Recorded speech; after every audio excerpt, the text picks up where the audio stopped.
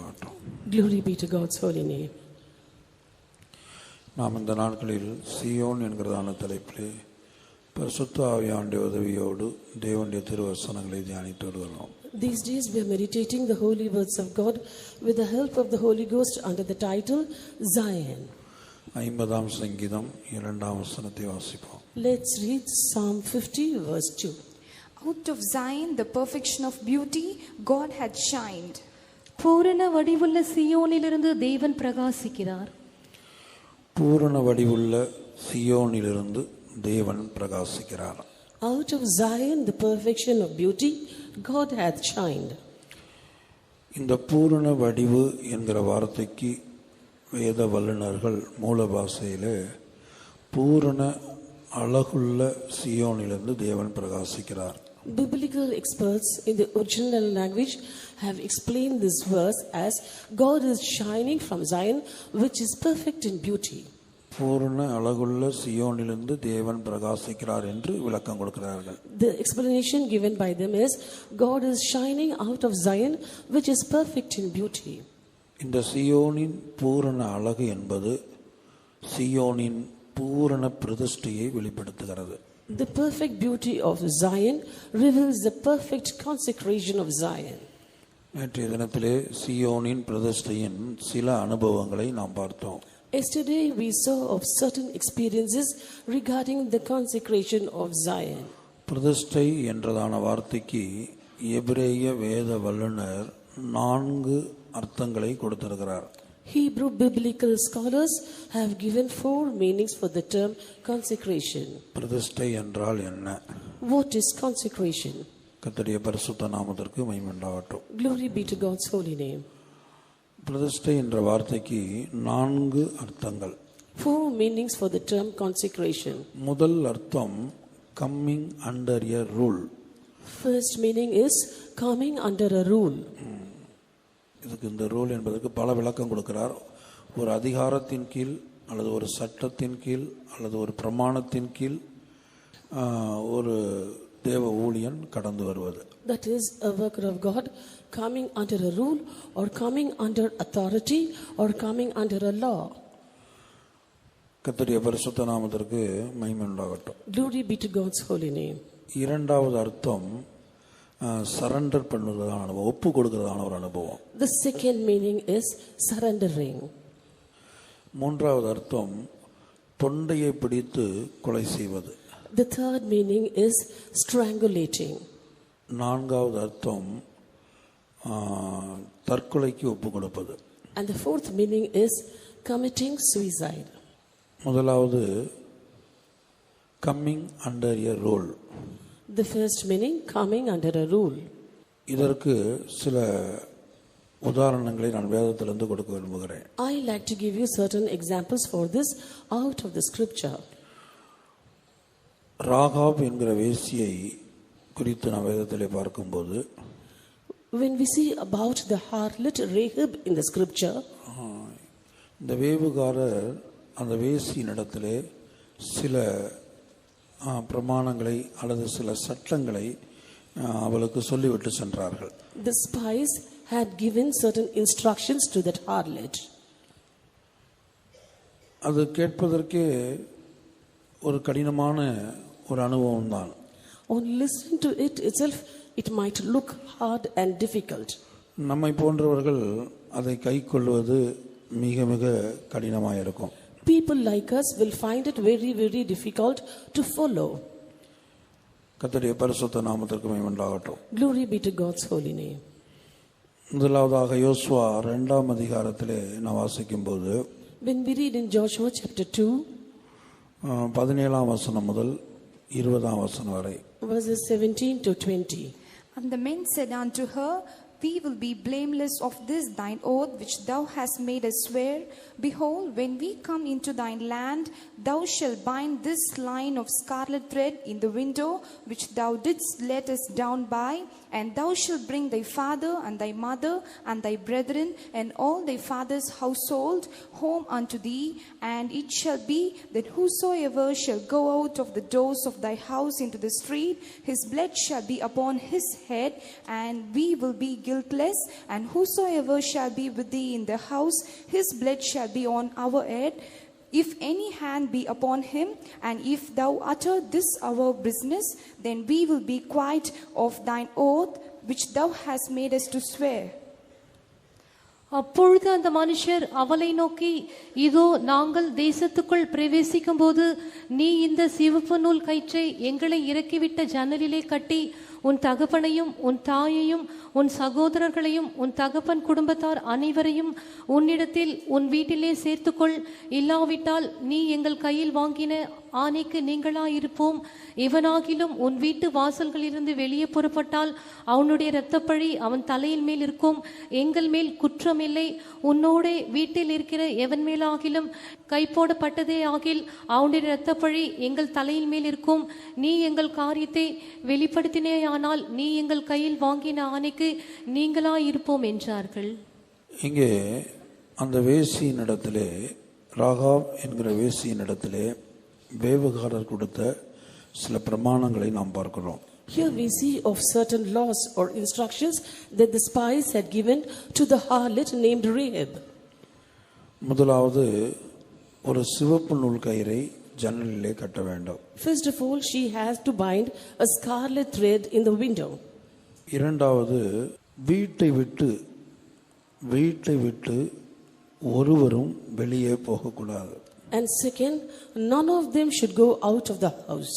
அவர்கள் எப்போது திரும்பி வருவார்கள் என்று சொல்லவில்லை. And they did not specify the time of their return. நீங்க வீட்டை விட்டு யாரும் வெளியிலே செல்லக்கூடாது. No one should go out of the house. மூன்றாவதாக, எங்கள் காரியத்தை யாரிடத்தில் வெளிப்படுத்தக்கூடாது. And third, you should not utter our business to anyone.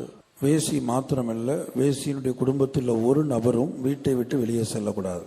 Not only the harlot, but every member in the family of the harlot should not go out of the house. அவர்கள் திரும்பி வருகிற வரையிலும் வீட்டை விட்டு ஒருவராயிலும் வெளியே செல்லக்கூடாது. Until they came back, none of them should leave the house. எப்போது வருவோம் என்று சொல்லவில்லை. They did not specify the time of the return.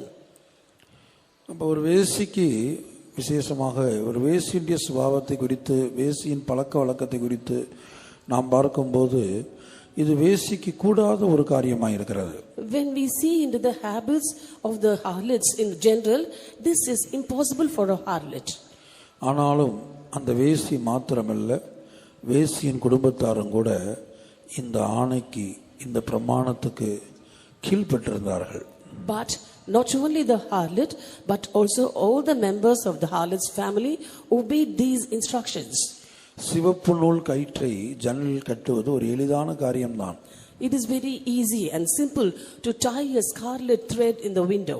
ஆனால் எளிதான விஷயங்களுக்கு கூட அநேக சந்தர்ப்பங்களில் நாம் ஒப்பு கொடுக்க முடியாமல் போய்விடுகிறோம். But in many circumstances, we are not able to yield ourselves even to easy things. Zion என்று சொன்னால் ஒரு தேவ ஊழியன் பிரமாணத்துக்கு கீழ் அல்லது ஒரு அதிகாரத்துக்கு, சட்டத்துக்கு கீழ் அல்லது நடத்திப்பின் கீழ் காணப்பட வேண்டிய ஒரு ஜீவியமாக இருக்கிறது. When we say of Zion, a worker of God has to be under the rule or under an authority or under a leadership. இதுதான் பூரண பிரதிஷ்டை என்று அழைக்கப்படுகிறது. This is called a perfect consecration. சிறிதும் பெரிதுமான காரியத்திற்கு ஒரு தேவ ஊழியன் அற்பமாக, சின்ன காரியமாக இருந்தாலும் பெரிய காரியமாக இருந்தாலும், சின்ன காரியம் என்று அதை அற்பமாக எண்ணாமலும், இது பெரிய காரியம் என்னால் முடியாது என்று மறுக்காமலும் அதற்கு பலியாக ஒப்பு கொடுக்க வேண்டும். The thing may be small or great, but a worker of God must not discard it saying that this is a very simple thing, or shouldn't say this is too high for me to do. Saying so, he should not refuse to do anything. கர்த்தருடைய பரிசுத்த நாமத்திற்கு மகிமை உண்டாகட்டும். Glory be to God's holy name. இப்போது ஒரு வீட்டுக்கு ஒரு ஊழியர் விசிட்டிங் வருகிறோம், இந்த வாரத்தில் ஒரு நாள் விசிட்டிங் வருகிறோம், நீங்கள் யாரும் வீட்டை விட்டு வெளியே போகக்கூடாது என்று சொல்கிறார் என்று வைத்துக் கொள்ளுங்கள். Suppose a worker of God says, a believer's family saying that they are going to come visiting to their house this week, and so none of them should leave the house. இந்த வாரத்தில் வருவோம் என்று சொன்னார். They said that we will come in this week. எந்த நாள் என்று சொல்லவில்லை. He did not specify the day. காலையா மாலையா என்று சொல்லவில்லை. And also did not say whether it would be morning or evening. டைமும் சொல்லல. He also did not give the time. வீட்டில் உள்ள எல்லாரும் வீட்டில் இருக்க வேண்டும். Everybody in the family should stay at home. பிள்ளைங்க ஸ்கூலுக்கு காலேஜுக்கு போக கூடாது. Children should not go to schools and colleges. நீங்க வேலைக்கு போக கூடாது. And parents should not go to work. மார்க்கெட்டுக்கு கூட போக கூடாது. They shouldn't even go to the market. இப்படி ஒரு பிரமாணத்தை ஒரு உதாரணத்துக்காக சொல்லுகிறேன். I'm giving this as an example. இப்படி ஒரு தேவ ஊழியர் சொன்னால் எத்தனை தேவனுடைய பிள்ளைகள் அதற்கு நாம் கீழ்ப்படிவோம்?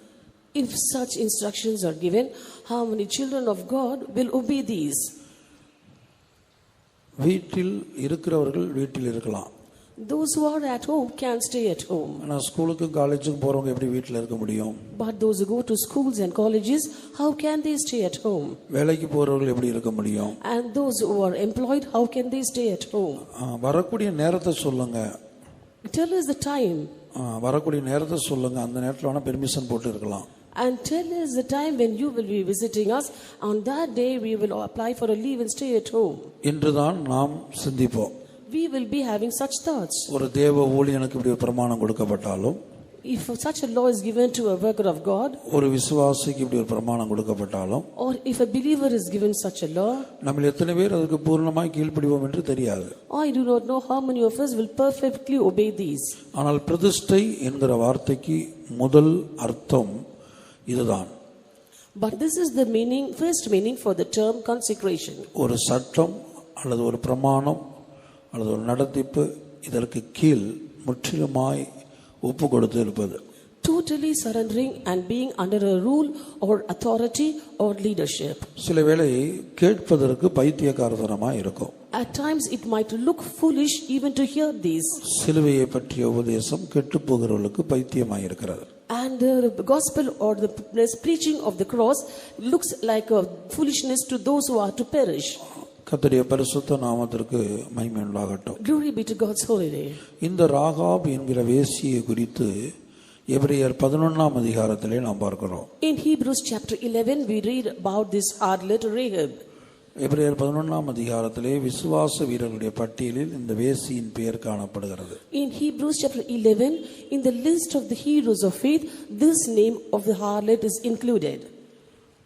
11ஆம் அதிகாரம் 31 Hebrews 11:31. By faith the harlot Rahab perished not with them that believed not, when she had received the spies with peace. விசுவாசத்தினாலே ராகாப் என்னும் வேசி வேவுக்காரரை சமாதானத்தோடு ஏற்றுக்கொண்டு கீழ்ப்படியாதவர்களோடு கூட சேதமாகாதிருந்தாள். கீழ்ப்படியாதவர்களோடு கூட சேதமாகாதிருந்தாள். And she did not perish with the disobedient. ஒரு வேசியின் குடும்பம் தான் அங்கே பாதுகாக்கப்பட்டது. A family of harlot was preserved there. இப்ப வேசி மாத்திரமல்ல, வேசியின் குடும்பத்தில் ஒருவர் கூட வீட்டை விட்டு வெளியே போக கூடாது. Not only the harlot, but not even a single member of that family should go out of the house. அந்த வார்த்தையை அவர்கள் விசுவாசித்தார்கள். They believed those words. அந்த பிரமாணத்தை ஏற்றுக்கொண்டார்கள். They accepted that law. கைக்கொள்வதற்கு ஒரு கடினமாய் தோன்றினாலும், even though it looked difficult to follow, அதற்கு முற்றிலுமாய் ஒப்பு கொடுத்தார்கள். they totally surrendered. மூன்றாவது காரியம் என்ன? What is the third thing? நாங்கள் இங்கு வந்ததையோ தங்கி இருந்ததையோ அல்லது உன்னோடு பேசினதையோ அல்லது புசித்ததையோ குடித்ததையோ எதையுமே எங்களை குறித்து எந்த ஒரு விஷயத்தையும் நீ வெளியில பேசக்கூடாது. We came here, we stayed here, we spoke with you, we ate with you, and none of these things that we did in your house should be told abroad. கர்த்தருடைய பரிசுத்த நாமத்திற்கு மகிமை உண்டாகட்டும். Glory be to God's holy name. பொதுவாக ஊழியர்கள் visiting வந்தால், generally if workers of God came for visiting, உடனே என்ன செய்யறோம், நம்ம பல்வேறு இடங்களுக்கு ஊழியக்காரங்க வந்தாங்க, விசிட்டிங் வந்தாங்க என்பதை அறிவிக்கிறோம். immediately we say here and there that the workers of God came and visited our house. அது உங்களை சில வேளை கடிந்து கொண்டாலும் சரி, at times when they had rebuked us, அல்லது சிட்சித்தாலும் சரி, or when they had chastened us, இல்ல நன்மையான காரியங்களை சொன்னாலும் சரி, or when they had told something good about us, அதை உடனே மற்றவர்களிடத்திலே நாம் சொல்லி விடுவோம். immediately we tell that to others. இப்ப சில இடங்கள்ல விசிட்டிங் போகிற வேளையில, in certain places while we go visiting, ஒரு குறிக்கப்பட்ட ஏரியாவில் வரிசையா விசுவாசிகளுடைய வீடு இருக்கும். In a particular area, there might be the houses of certain believers. இப்போ ஒரு வீட்டுக்கு விசிட்டிங் போன உடனேயே அவங்க என்ன செய்வாங்கன்னு சொன்னால், மற்ற எல்லா இடத்துக்கும் பிரதர் வந்திருக்கிறாங்க அல்லது சிஸ்டர்ஸ் வந்திருக்கிறாங்க, அடுத்து உங்கள் வீட்டுக்கு வருவாங்க அப்படின்னு நம்ம போகிறதுக்கு முன்னாடியே இன்ஃபார்ம் பண்ணிடுவாங்க. Suppose we go and visit the first house in that area, immediately they'll pass on the matter to the rest of the houses saying, workers have come to our house and next they will be visiting your houses. கர்த்தருடைய பரிசுத்த நாமத்திற்கு மகிமை உண்டாகட்டும். Glory be to God's holy name. அதுபோல ஒரு தேவ ஊழியனா இருந்தாலும், ஒரு தேவனுடைய பிள்ளை விசுவாசியா இருந்தாலும், சில காரியங்களை நாம் வெளிப்படுத்தாமல் மனதில் இருதயத்தில் வைக்க வேண்டியது அவசியம். And similarly, it might be a worker of God or a believer of God, but they have to be reticent and keep back certain things in their heart without divulging it to others.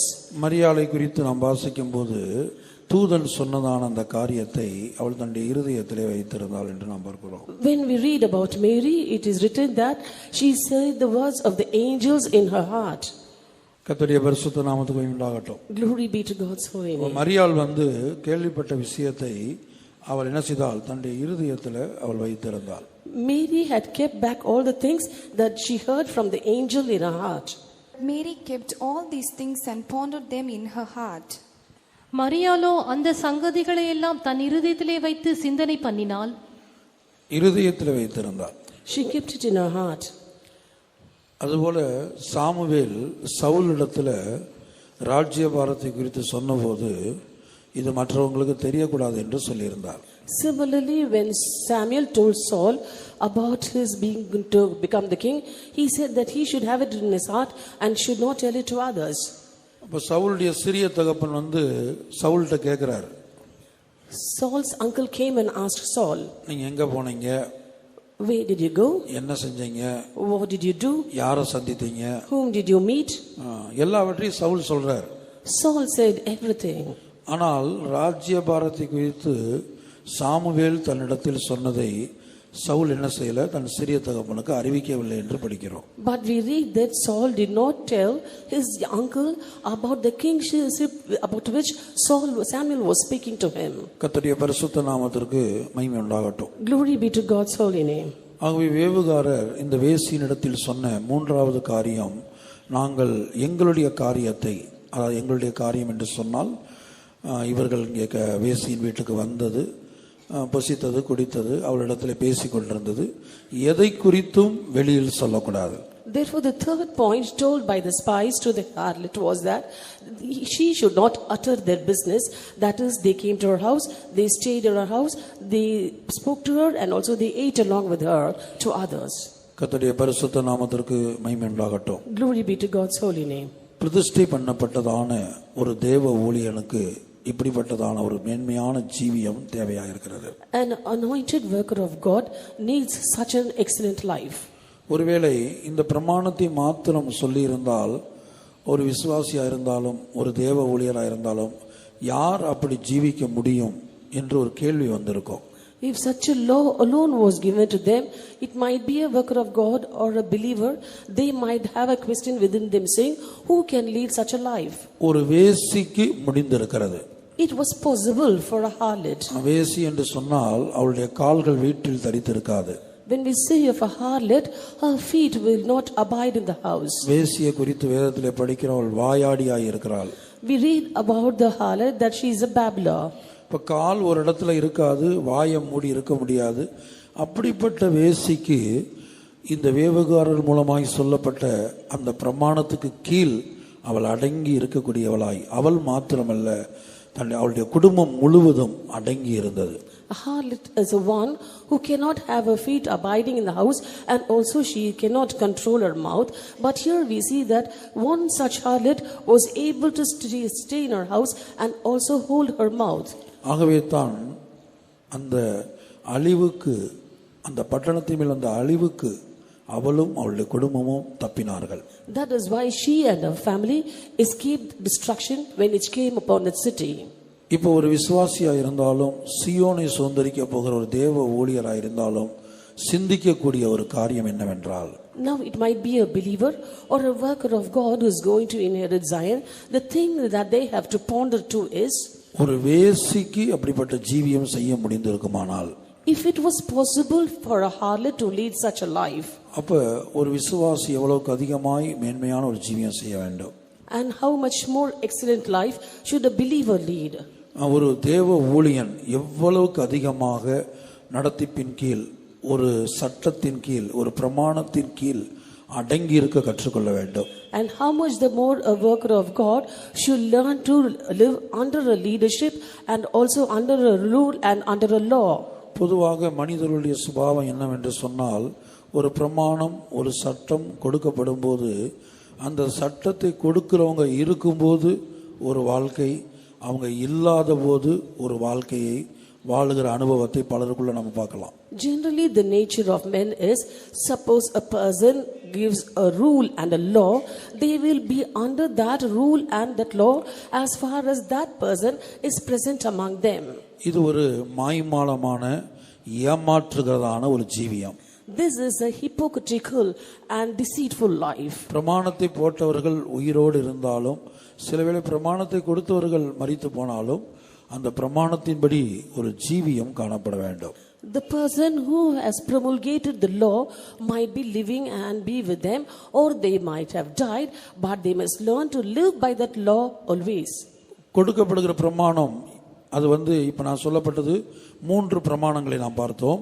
தேவ ஊழியரை பொறுத்த வரைக்கும் பிரமாணங்கள் அவர்களுடைய நிலவரத்துக்கு ஏற்றவாறு மாறுபடுகிறது. Now we saw 3 laws. As far as the workers of God are concerned, the laws change according to their life. முதலாவதாக இந்த வேசியை பொறுத்தவரையிலும் அவளுக்கு கொடுக்கப்பட்ட முதல் பிரமாணம், சிவப்பு நூல் கயிற்றை ஜன்னலிலே கட்ட வேண்டும். The first law given to that harlot was that she should tie a scarlet thread in her window. அவங்க போன உடனேயே அவள் அந்த கயிறை கட்டிவிட்டதாக நாம் பார்க்கிறோம். We see that as soon as the spies left, she tied that scarlet thread.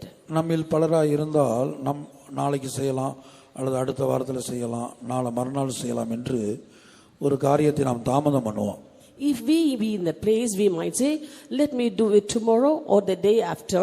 Saying so, we'll be postponing matters. அடுத்து நம்மில் சிலர் சொல்லுவார்கள், சில தேவனுடைய பிள்ளைகள் விசுவாசி சொல்லுவாங்க, சிவப்பு நூல் வீட்டில் இல்லை, நான் கடையில் கேட்டு பார்த்து டுமாரோ வாங்கி கட்டிடுறேன்பாங்க.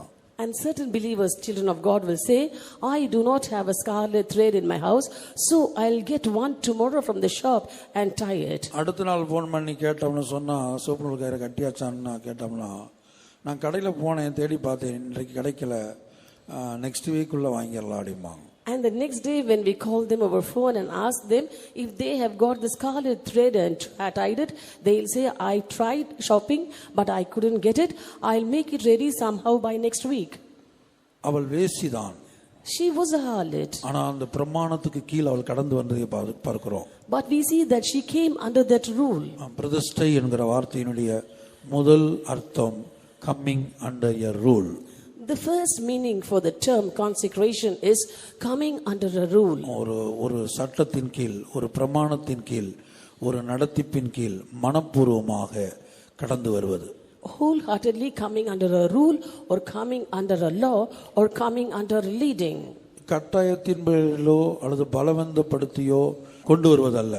Nobody should bring it by force or nobody should compel. அந்த சட்டத்தை விரும்பி ஏற்றுக்கொண்டு அதற்கு கீழே கடந்து வருவது. Wholeheartedly they should desire, accept it and come under that rule. தேவ ஊழியர்களை பொறுத்தவரையிலும் பரிசுத்தவான்கள் சில பிரமாணங்களை தேவனுடைய வீட்டில் வைத்திருக்கிறார்கள். For the workers of God, the saints have given certain laws in the house of God. அதிகாலை 4 மணி முதல் 5 மணி வரை ஸ்தோத்திர ஜெபம். Mornings from 4 to 5 we got dawn praising. காலை 6 மணி முதல் 8:30 மணி வரைக்கும் அல்லது 9 மணி வரைக்கும் காலை ஜெபம். Morning prayer from 6 a.m. in the morning till 8:30 or 9. சாயங்காலம் 6 மணி முதல் 8 மணி வரை சாயங்கால ஜெபம். And evening prayers from 6 to 8 in the evening. இரவு 10 மணி முதல் 11 மணி வரை இரவு ஜெபம். And night from 10 to 11 night prayer. இந்த பிரமாணத்தை இந்த ஊழியத்தில் ஏற்படுத்தின பரிசுத்தவான்கள் தங்களுடைய ஓட்டத்தை முடித்து எத்தனையோ வருடங்கள் ஆகிவிட்டது. The saint who had ordained this ministry has finished his race many years ago. ஒரு மெய்யான தேவ ஊழியன், சீயோனுக்கென்று தன்னை அர்ப்பணித்து இருக்கிற தேவ ஊழியன் யாரும் பலவந்தப்படுத்தியோ கட்டாயப்படுத்தியோ கண்டித்தோ எச்சரித்தோ இந்த பிரமாணத்துக்கு கீழ் கடந்து வரக்கூடாது. A worker of God who is aspiring Zion should not come under this law out of constraint or because someone is forcing them or compelling them. பிரதிஷ்டை பண்ணப்பட்ட ஒரு தேவ ஊழியனாய் இருந்தால் யாரும் சொல்லாமலே, யாரும் வற்புறுத்தாமலே, அல்லது யார் வந்தாலும் வராவிட்டாலும் அந்த குறிக்கப்பட்ட ஜெபத்தை பற்றிய பிரமாணத்துக்கு அவன் உண்மையுள்ளவனாய் இருப்பான்.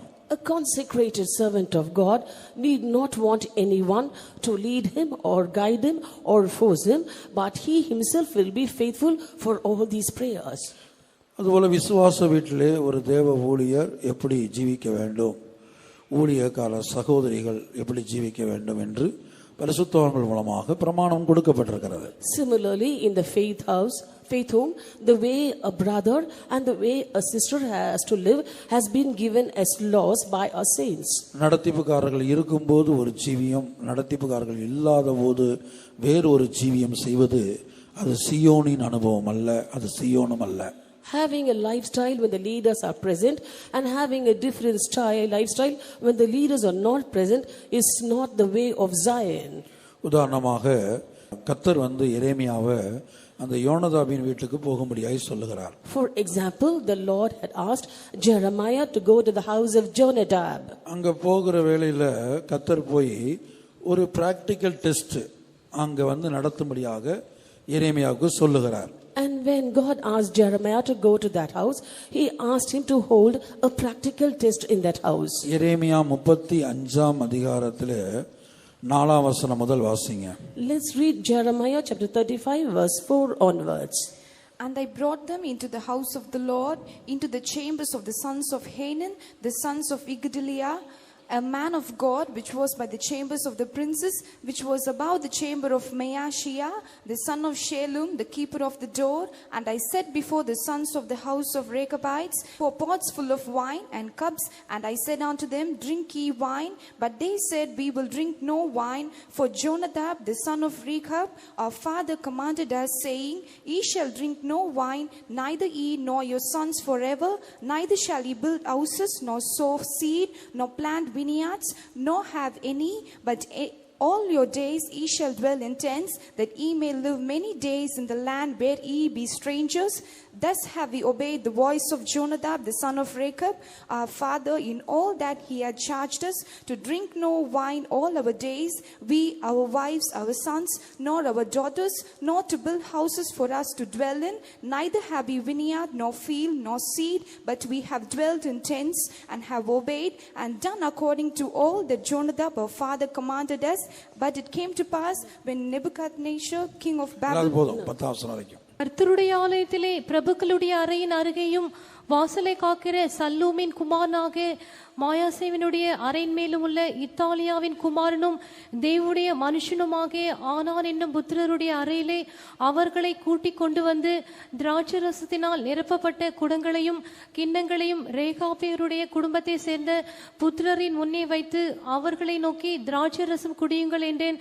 அதற்கு அவர்கள், நாங்கள் திராட்சரசம் குடிக்கிறதில்லை, ஏனென்றால் ரேகாபின் குமாரனாக எங்களுடைய தகப்பன் யோனதாப் நீங்கள் பரதேசிகளாய் தங்குகிற தேசத்தில் நீடித்திருக்கும்படிக்கு நீங்களும் உங்கள் பிள்ளைகளும் என்றென்றைக்கும் திராட்சரசம் குடியாமலும் வீட்டை கட்டாமலும் விதையை விதையாமலும் திராட்சை தோட்டத்தை நாட்டாமலும் அதை கையாளாமலும் உங்களுடைய எல்லா நாட்களிலும் கூடாரங்களிலே குடியிருப்பீர்களாக என்று எங்களுக்கு கட்டளையிட்டார். அப்படியே எங்களுடைய எல்லா நாட்களிலும் நாங்களும் எங்கள் ஸ்திரீகளும் எங்கள் குமாரரும் எங்கள் குமார்த்திகளும் திராட்சரசம் குடியாமலும் நாங்கள் குடியிருக்கிற வீடுகளை கட்டாமலும் ரேகாபின் குமாரனாகிய எங்களுடைய தகப்பன் யோனதாபின் சத்தத்துக்கு கீழ்ப்படிந்திருக்கிறோம். எங்களுக்கு திராட்சை தோட்டமும் வயலும் விதைப்பாடும் இல்லை. நாங்கள் கூடாரங்களில் குடியிருந்து எங்கள் தகப்பனாகிய யோனதாப் எங்களுக்கு கட்டளையிட்டபடியெல்லாம் கீழ்ப்படிந்து செய்து வந்தோம். ஆண்டவர் சோதித்து பார்க்கும்படி சொல்லுகிறார். The Lord asked him to test them. யோனதாப் சொன்னது போல அவங்க பிள்ளைங்க ஜீவிக்கிறாங்களா, இல்ல தகப்பன் இருக்கும்போது ஒரு ஜீவியம், தகப்பன் இல்லாத நேரத்தில் ஒரு ஜீவியம் என்று ஜீவிக்கிறார்களா என்று அங்கே தேவன் சோதித்து பார்க்கிறார். There the Lord tried to prove them and see if they were able to live by the instructions of their father Jonadab, even when he was not there, as they lived when he was with them. இரட்டை வாழ்க்கை அல்ல. It is not a double life. பல சந்தர்ப்பத்தில் நம்மில் பலருக்குள்ள இரட்டை வாழ்க்கை முறை காணப்படுகிறது. In many circumstances, many of us have double life. ஆவிக்குரியவர்கள் போல நடிப்பது, As we play as though we are spiritual. அதுக்கு பிற்பாடு நம்முடைய மனசும் மாம்சமும் விரும்பினவைகளை செய்வது. And after that we do according to the pleasures of our flesh and mind. பரிசுத்தவான்கள் கொடுத்த பிரமாணங்களை அலட்சியம் பண்ணி உடைத்து போடுவது. Despising the laws given by the saints and breaking them off. இங்கே கொடுக்கப்பட்ட அந்த பிரமாணத்தின் கீழ் அவர்கள் காணப்பட்டார்கள். They were found under the law given to them. பிரதிஷ்டை என்கிற வார்த்தைக்கு எபிரேய வேத வல்லுனர் கொடுத்த முதல் அர்த்தம் coming under a rule. The first meaning given by the Hebrew biblical experts for the term consecration is coming under a rule. இங்கே யோனதாப் கொடுத்ததான ஒரு ரூல், இப்படிதான் நீங்க ஜீவிக்கணும், திராட்சை ரசத்தை குடிக்க கூடாது, வீடுகளை கட்டக்கூடாது, வயல்ல விதைப்பாடு இருக்கக்கூடாது, இப்படி பல காரியங்கள் ஒரு ரூல் கொடுக்கப்பட்டது. அந்த பிள்ளைகள் என்ன செய்தாங்க, அவங்க தகப்பன் கொடுத்த அந்த பிரமாணத்தின்படி அந்த சட்டத்தின்படி கீழ்ப்படிந்து ஜீவித்து வந்தோம் என்று தைரியமாய் சொல்லுகிறார்கள். Jonadab had given laws to his children, saying they should not drink wine, they should not build houses, they should not plant vineyards, and the children boldly said that they had followed the instructions of their father meticulously. கர்த்தருடைய பரிசுத்த நாமத்திற்கு மகிமை உண்டாகட்டும். Glory be to God's holy name. அதைத்தான் பவுல் தீமோத்தேயுக்கு சொல்லும்போது சொல்லுகிறார், நீ கற்று நிச்சயித்து கொண்ட காரியத்திலே நிலைத்திரு. That is what St. Paul says to Timothy, you have to abide by the things which you have learnt. பவுலுடைய கண்களுக்கு முன்பாக தீமோத்தேயு ஒரு வாழ்க்கை வாழ்வது, பவுல் இல்லாத நேரத்தில் மற்றொரு வாழ்க்கை வாழ்வது அப்படி அல்ல. Not a life of Timothy in front of Paul and a different life by Timothy when Paul was not there. ஆகவே ஒரு மெய்யான தேவ ஊழியன் என்று சொல்லுவது சீயோனின் பூரண பிரதிஷ்டைதான் சீயோனின் பூரண வடிவு அல்லது பூரண அழகாய் இருக்கிறது. For a true worker of God, a perfect consecration of Zion is the perfect beauty of Zion. பரிசுத்தவான்கள் கொடுக்கிறதான பிரமாணங்களுக்கு ஏன், எதற்கு, எப்படி என்ற கேள்வி கேட்காமல், when the saints give laws, don't ask questions such as why, when and how.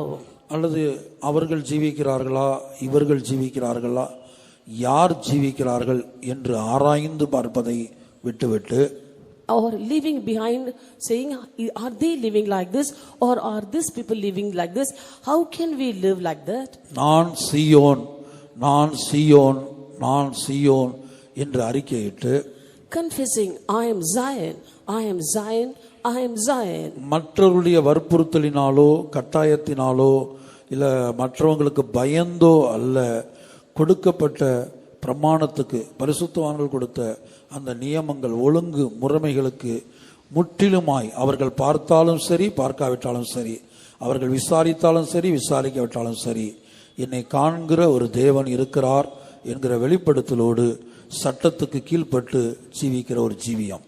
And not living by the law because others are compelling us or forcing us or for fear of others, but with the thought that the Lord above is looking at me, saying so, they have to be under the law wholeheartedly. இனி சிமேயுடைய ஜீவியத்தை நாம் எடுத்துக்கொண்டால், Now when we consider the life of Shimei, Solomon சொன்னா, இந்த இடத்துல ஒரு வீட்டை கட்டி குடியிரு, இந்த கீதுரோன் ஆற்றை நீ கடக்கிற நாளிலே சாகவே சாவாய். Solomon had said unto him, you should live in this place building a house. On the day you cross over brook Kidron, you shall surely die. 3 வருட காலம் சிமேயு அந்த சட்டத்தின் கீழ் கட்டுப்பட்டவனாக கீழ்ப்படிந்தவனாக ஜீவித்தான். For 3 full years, Shimei was under the law, obedient to that law. ஆனா 3 வருடத்துக்கு பிற்பாடு அவனுடைய வேலைக்காரர்கள் ஓடி போய்விட்டார்கள். After 3 years, his servants fled from him. அந்த வேலைக்காரர்களை தேடி கொண்டு வரும்படியாக அவன் தனக்கு கொடுக்கப்பட்டதான அந்த பிரமாணத்தை, அந்த சட்டத்தை மீறி கீதுரோன் ஆற்றை கடந்தான். But when he wanted to go in search of his servants, he transgressed the law that was given to him and crossed over the brook Kidron. அடைப்பை பிடுங்குகிறவனை பாம்பு கடிக்கும் என்று நாம் பார்க்கிறோம். We see that whosoever pulleth the hedge, the serpent shall bite. பரிசுத்தவான்கள் நமக்கு கொடுக்கப்பட்ட பிரமாணத்தின் கீழ் நாம் கீழ்ப்பட்டு இருக்கிற போதுதான் நாம் பூரண வடிவுள்ள சீயோனாய் இருக்க முடியும். Only when we are under the authority or the laws given by the saints, then we are Zion, which is perfect in beauty. எசேக்கியேல் 28ஆம் அதிகாரத்திலே தூதர்கள் கேருபுகளை குறித்து நாம் படிக்கிறோம். In Ezekiel chapter 28, we read about the cherubs. அவர்களை குறித்து எழுதப்பட்டிருக்கிறது, அக்னிமயமான கற்களின் நடுவே உலாவினாய். It is written about them that they walked up and down in the midst of stones of fire. தேவனுடைய பர்வதத்தில் தேவன் வைத்த பிரமாணத்தின்படி, தேவன் வைத்த ஒழுங்கின்படி அந்த அக்னிமயமான கற்களின் நடுவே உலாவுற வரைக்கும் தான் அவர்கள் தேவ தூதர்களாக இருக்க முடியும். In the mountain of God, in that holy mountain, when the Lord had placed them, as long as they were able to walk up and down upon the stones of fire alone, they were able to be holy angels. அந்த அக்னிமயமான கற்களை விட்டு அவர்கள் வெளியே வந்து விட்டால் அதற்கு பிற்பாடு அவர்கள் தேவ தூதர்கள் அல்ல, பிசாசுகளாக இருக்கிறார்கள். Once they come out of the stones of fire, later they cannot be holy angels, but they turn to be devils. அந்த அக்னிமயமான கற்கள் என்பதை நாம் அக்னிமயமான பிரமாணங்கள் என்று சொல்லலாம். The stones of fire can be compared to fiery laws. தேவன் அக்னிமயமான பிரமாணங்களை நமக்கு கொடுக்கிறார். The Lord gives us fiery laws. அந்த பிரமாணங்களுக்கு கீழ்ப்பட்டு மனப்பூர்வமாய் ஜீவிக்கிற ஜீவியம்தான் பூரண பிரதிஷ்டை உள்ள சீயோன். And being under that rule and living wholeheartedly is Zion, living with perfect consecration. எசேக்கியேல் 28ஆம் அதிகாரம். In Ezekiel chapter 28, verse 14. Thou art the anointed cherub that covereth, and I have set thee so. Thou wast upon the holy mountain of God. Thou hast walked up and down in the midst of the stones of fire. நீ காப்பாற்றுகிறதற்காக அபிஷேகம் பண்ணப்பட்ட கேருப், தேவனுடைய பரிசுத்த பர்வதத்தில் உன்னை வைத்தேன், அக்னிமயமான கற்களின் நடுவே உலாவினாய். அக்னிமயமான கற்களின் நடுவே உலாவினாய். Thou walked up and down in the midst of the stones of fire. ஆனால் தொடர்ந்துள்ள வசனங்களில் வாசிக்கும் போது தேவனுடைய பர்வதத்திலிருந்து உன்னை ஆகாதன் என்று தள்ளிவிட்டேன் என்று 16ஆம் வசனத்தில் படிக்கிறோம். But in verse 16 it is written that I have cast thee away as profane out of the mountain of God. கர்த்தருடைய பரிசுத்த நாமத்திற்கு மகிமை உண்டாகட்டும். Glory be to God's holy name. ஆகவே பிரதிஷ்டை உள்ளதான ஒரு ஜீவியம் தேவையாயிருக்கிறது ஒவ்வொரு தேவ ஊழியருக்கும். Therefore every worker of God needs a life of consecration. தேவ ஊழியருக்கு மாத்திரமல்ல, புதிய எருசலேமாய் மாறக்கூடிய தேவ ஜனங்களுக்கும் ஒரு பிரதிஷ்டையின் ஜீவியம் தேவை. Not only for the worker of God, but every believer or a child of God who is going to become New Jerusalem too needs consecration. ஊழியர்களுடைய பிரதிஷ்டைக்கும் விசுவாசிகளுடைய பிரதிஷ்டைக்கும் சற்று வித்தியாசம் காணப்படுகிறது. There is a slight difference between the consecration of the worker of God and the consecration of a believer. ஆகவே தான் பிரதிஷ்டையை குறித்து நாம் பார்க்கும்போது இப்போது நான் பழைய ஏற்பாட்டிலிருந்து சில மனிதர்களுடைய ஜீவியத்தை நான் உதாரணமாய் கொடுக்கிறேன். Therefore when we look at consecration, now let me give you the life of certain people out of the Old Testament as examples. ஒரு விசுவாசிக்கும் அவர்களை பார்க்கலாம், பழைய ஏற்பாட்டு பரிசுத்தவான்களை பார்க்கலாம் மேன்மையான ஜீவியம் தேவை. ஒரு தேவ ஊழியனுக்கு அதைவிட எத்தனையோ மடங்கு மேன்மையான பிரதிஷ்டை தேவை. A believer needs a better life than an Old Testament saint, and a worker of God needs a more excellent life than all them. முதலாவது ராகாப் வேசியை குறித்து நாம் பார்த்தோம். First we saw about Rahab the harlot. Rahab வேசியை பார்க்கல ஒரு மேன்மையான பிரதிஷ்டை, மேன்மையான கீழ்ப்படிதல், மேன்மையான ஒப்பு கொடுத்தல் ஒவ்வொரு விசுவாசிக்கும் தேவையா இருக்கிறது. And every believer needs a better consecration, a better surrendering life and better obedience than that harlot Rahab. யோனதாபின் பிள்ளைகளை பார்க்கலும் மேன்மையான ஜீவியம், மேன்மையான கீழ்ப்படிதல் ஒவ்வொரு விசுவாசிக்கும் தேவையா இருக்கிறது. A better life and a better obedience is needed for every believer than the sons of Jonadab.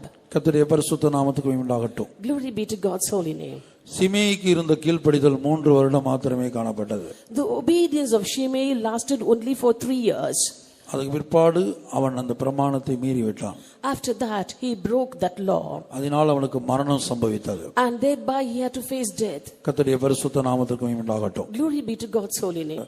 ஒவ்வொரு விசுவாசிக்கும் கூட இவர்களை பார்க்கலும் மேன்மையான ஒரு பிரதிஷ்டை தேவையா இருக்கிறது. Similarly, every believer needs a consecration better than these. ஊழியர்களை எடுத்துக்கொள்ளும் போது விசுவாசிகளை பார்க்கலும் பழைய ஏற்பாட்டு பரிசுத்தவான்களை பார்க்கலும் அதை பார்க்கலும் மேன்மையான ஒரு பிரதிஷ்டை விசேஷமாய் கர்த்தராகிய இயேசு கிறிஸ்துவுக்குள் காணப்பட்ட பிரதிஷ்டை தேவையா இருக்கிறது. When we look at the work of God, they need consecration more and more than a believer and Old Testament saints. In fact, their consecration must be equal to that of the consecration of Jesus. கர்த்தராகிய இயேசு கிறிஸ்து இந்த உலகத்தில் பிறந்தது முதல் இந்த உலகத்தில் ஜீவித்து மரிக்கிற வரையிலும் அவருடைய ஜீவியம் முழுவதும் பிரமாணத்துக்கு கீழ்ப்பட்டிருந்தது. Right from the day of his birth till the day of his death, we find that the life of Lord Jesus Christ was under a rule or a law. ஆகவே தான் அவர் சொல்லுகிறார், நான் சுயமாய் வரவில்லை. And that is why he said, I came not of my own. நான் சுயமாய் பேசவில்லை. I speak nothing of my own. நான் சுயமாய் ஒன்றும் செய்யவில்லை என்று சொல்லுகிறார். He says, I did or do nothing of my own. அப்ப அந்த தேவன், பிதாவாகிய தேவன் அவருக்கு ஒரு பிரமாணத்தை இந்த உலகத்தில் ஜீவிக்கும் போது பிரமாணத்தை கொடுத்திருந்தார்.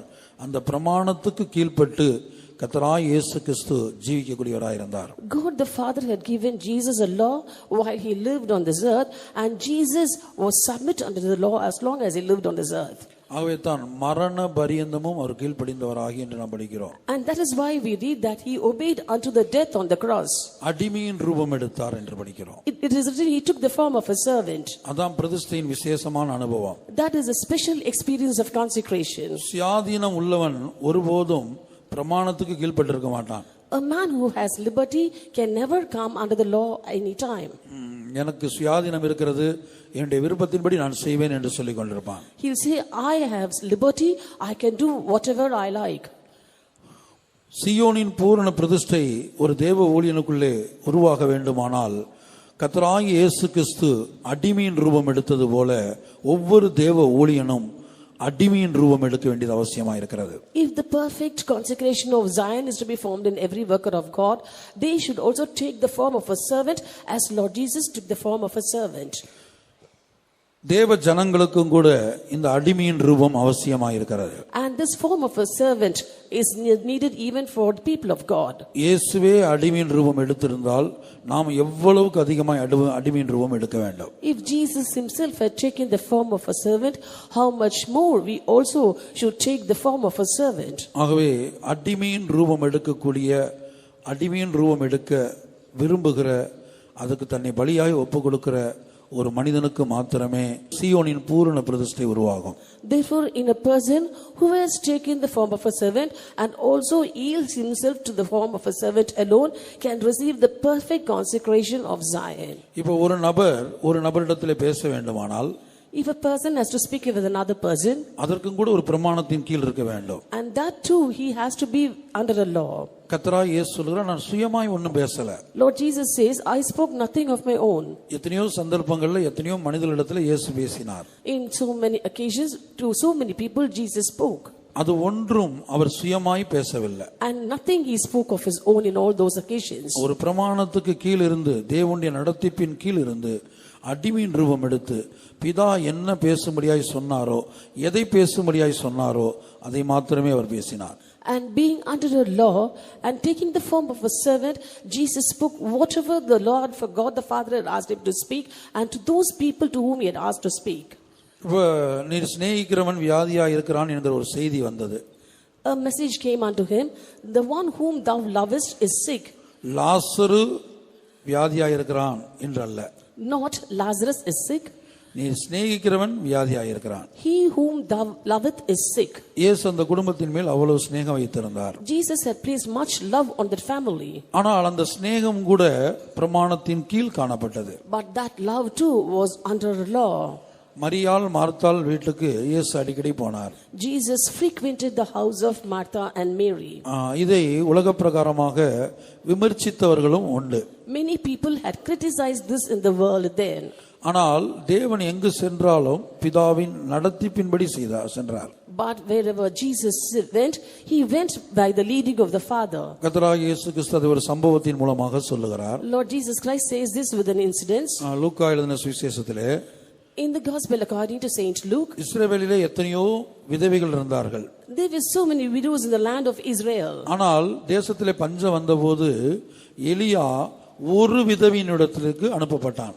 But when there was a great famine in the land, Elias was sent to the house of only one widow. லூக்கா 4 அதிகாரம் 25-26. Luke chapter 4 verses 25 and 26. But I tell you of a truth, many widows were in Israel in the days of Elias, when the heaven was shut up 3 years and 6 months, when great famine was throughout all the land, but unto none of them was Elias sent, save unto Sarepta, a city in Sidon, unto a woman that was a widow. அன்றியும் எலியாவின் நாட்களிலே 3 வருஷமும் 6 மாதமும் வானம் அடைப்பட்டு தேசமெங்கும் மிகுந்த பஞ்சம் உண்டாயிருந்த போது இஸ்ரவேலருக்குள் அநேக விதவைகள் இருந்தார்கள். ஆயினும் எலியா சீதோன் நாட்டிலுள்ள சரெப்தா ஊரிலிருந்த ஒரு விதவையிடத்துக்கு அனுப்பப்பட்டானே அல்லாமல் மற்ற ஒருத்தினிடத்திற்கும் அனுப்பப்படவில்லை.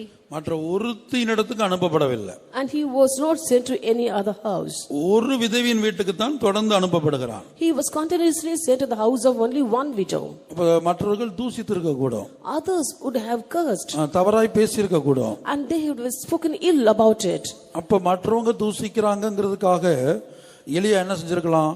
தன்னுடைய பேர் கெட்டு போக கூடாதுங்கிறதுக்காக ஒரு 4-5 வீட்டுக்கு சுயமா யோசித்தால் ஒரு 4-5 விதவை வீட்டுக்கு போயிட்டு வந்திருக்கலாம். If Elias had independently thought of it that others are criticizing him, he could have visited some 4 or 5 other widows also during those days. பல சந்தர்ப்பத்தில் தேவ ஊழியர்களுடைய வாழ்க்கையில் அதுதான் சம்பவிக்கிறது. This happens in the life of the workers of God in various occasions like this. தேவன் அனுப்புகிற காரியமாக புறப்பட்டு போகும்போது, when they go as being sent by God, தேவன் அனுப்புகிற காரியத்தை செய்யும்போது, when they do the things which God has asked them to do, எதிர்ப்புகள் வரலாம், there might be oppositions, நிந்தைகள் வரலாம், there might be reproaches, பெயர் கெடுக்கப்படலாம், name might be spoiled, தூசிக்கப்படலாம். they might be cursed. ஆனால் ஒரு மெய்யான தேவ ஊழியன், பிரதிஷ்டை பண்ணப்பட்ட தேவ ஊழியன் இதை பற்றி ஒன்றும் கவலைப்படக்கூடாது. But a true worker of God, a consecrated worker of God, should not bother about all these things. இப்படி தூசிக்கிறவர்களையும் நிந்திக்கிறவர்களையும் பிரியப்படுத்த போனால், if he tries to go to please people who are criticizing and reproaching him, அந்த தேவ ஊழியனால் தேவனுடைய பிரமாணத்தின் கீழ் ஒரு ஊழியம் செய்ய முடியாது. that worker of God cannot do the ministry being under the law. இங்கே எலியாவை குறித்து நாம் பார்க்கிறோம், அவன் அனுப்பப்பட்டான். Here we see that Elias was sent. அப்போஸ்தலன் என்ற வார்த்தைக்கு அனுப்பப்பட்டவன் என்று ஒரு அர்த்தம். The meaning of the term apostle is sent. எலியா தானாக ஒரு வீட்டுக்கு போகவில்லை. Elias did not go to any house of his own. ஒருவேளை பேசுகிறவர்கள் அப்படி பேசி இருக்கலாம். Maybe people who slander him might have spoken like that. தூசிக்கிறவர்கள் அப்படி தூசித்து இருக்கலாம். People who were cursing him might have said like that. நிந்தித்து பரியாசம் பண்ணுகிறவர்கள் பண்ணி இருக்கலாம். Those who were reproaching and humiliating him could have done so. ஆனால் கர்த்தராகிய இயேசு கிறிஸ்து அது சத்தியம் என்று சொல்லுகிறார். But Lord Jesus Christ says that it is a truth. அவன் சத்தியத்தின்படி செய்தான். He did according to the truth. ஒருத்தினுடைய வீட்டுக்கு தான் தேவன் அவனை அனுப்பினார். God had sent him to the house of only one widow. எல்லாருடைய வீட்டுக்கும் போகவில்லை. He did not go to all other houses. இப்ப மற்றவங்க கேள்வி கேட்பாங்க. Others might question now. நீங்க எங்க வீட்டுக்கு வரல? Why didn't you come to our house? எங்க வீட்ல ஒரு நேரம் சாப்பிடலாமே? You could have a meal in our house. நாங்க உங்களுக்கு சாப்பாடு கொடுக்க மாட்டோமா? Won't we feed you? ஏன் அங்க மட்டும் போணும்? Why should you go to that house alone? ஒருவேளை தேவ ஜனங்களே கல்லறியலாம். Might be the people of God themselves might lapidate. அப்ப அந்த ஜனங்களை பிரியப்படுத்துறதுக்காக சத்தியத்தை மாற்ற போக கூடாது. So just to please the people, you must not try to change the truth. பல சந்தர்ப்பத்தில் தேவ ஊழியர்களுடைய வாழ்க்கையில ஜனங்களை பிரியப்படுத்தும்படியாய், நிந்தைகள் அவமானத்திலிருந்து தப்பித்துக் கொள்ளும்படியாக மற்ற மனிதர்களை பிரியப்படுத்தக்கூடிய காரியம் நடந்து விடுகிறது. In many occasions in the life of the workers of God, just to please the people and also to escape humiliations and reproaches, such things happen. இப்ப இயேசுவினுடைய ஜீவிதத்துக்கு திரும்பி வருவோம். Now let's come to life of Jesus. மரியாள் மார்த்தாள் வீட்டுக்கு அவர் பிதாவினால் அனுப்பப்பட்டார். He was sent to the house of Martha and Mary, sent by the Father. பிதாவுடைய நடத்திப்பின்படி பிரமாணத்தின் கீழ் இருந்துதான் அந்த குடும்பத்தை சிநேகித்தார். And by the leading of the Father and being under the law, he loved that family. இப்ப அந்த குடும்பத்துல ஒருவன் வியாதிப்பட்டிருக்கிறான். Now one in that family was sick. ஆனா இயேசு உடனடியாக புறப்பட்டு போகவில்லை. But Jesus did not immediately go to that house. ஏன் புறப்பட்டு போகவில்லை? Why didn't he go? அவர் பிரமாணத்துக்கு கீழ் காணப்பட்டார். He was found under the law. பிதாவுடைய நடத்திப்பின் கீழ் காணப்பட்டார். He was found under the leading of the Father. அப்ப லாசரு வியாதியா இருந்த போதும் போகவில்லை. When Lazarus was sick, he did not go. Serious ஆன போதும் போகவில்லை. When he turned serious too, he did not go. மரித்த பிற்பாடும் போகவில்லை. After his death too, he did not go. அடக்காராதனைக்கும் போகவில்லை. He did not attend the funeral service. அடக்கம் பண்ற வரைக்கும் போகவில்லை. He did not go until he was buried. கடைசியா கல்லறையில போய் முகத்தை பார்க்கல. And finally also he didn't go to look at his face in the graveyard. காரணம் என்ன? What was the reason? இயேசு சொல்லுகிறார், நான் சுயமாய் வரவில்லை. Jesus says, I came not of my own. நான் சுயமாய் பேசவில்லை. I spoke not of my own. நான் சுயமா ஒன்று செய்யல. I do nothing of my own. பிதாவாகிய தேவன் என்னை அனுமதிக்கல. God the Father did not permit me. கர்த்தருடைய பரிசுத்த நாமத்துக்கு உண்டாகட்டும். Glory be to God's holy name. அதுபோல தான் பெதஸ்தாவுக்கு போன போதும் Similar is the case when he went to Bethesda. அநேக வியாதியஸ்தர்கள் அங்கே இருக்கிறார்கள். There were many sick laid there.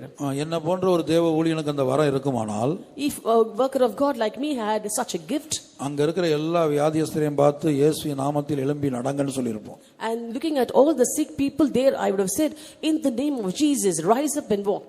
இயேசுக்கு கொடுத்த வரத்தை பிதாவாகிய தேவன் எனக்கு கொடுத்திருந்தா, If God the Father had given me the same gift as he had given to Jesus, பெதஸ்தால படுத்துக்க எல்லா பேரையும் சுகமாய் வீட்டுக்கு போன்னு சொல்லியிருக்கலாம்.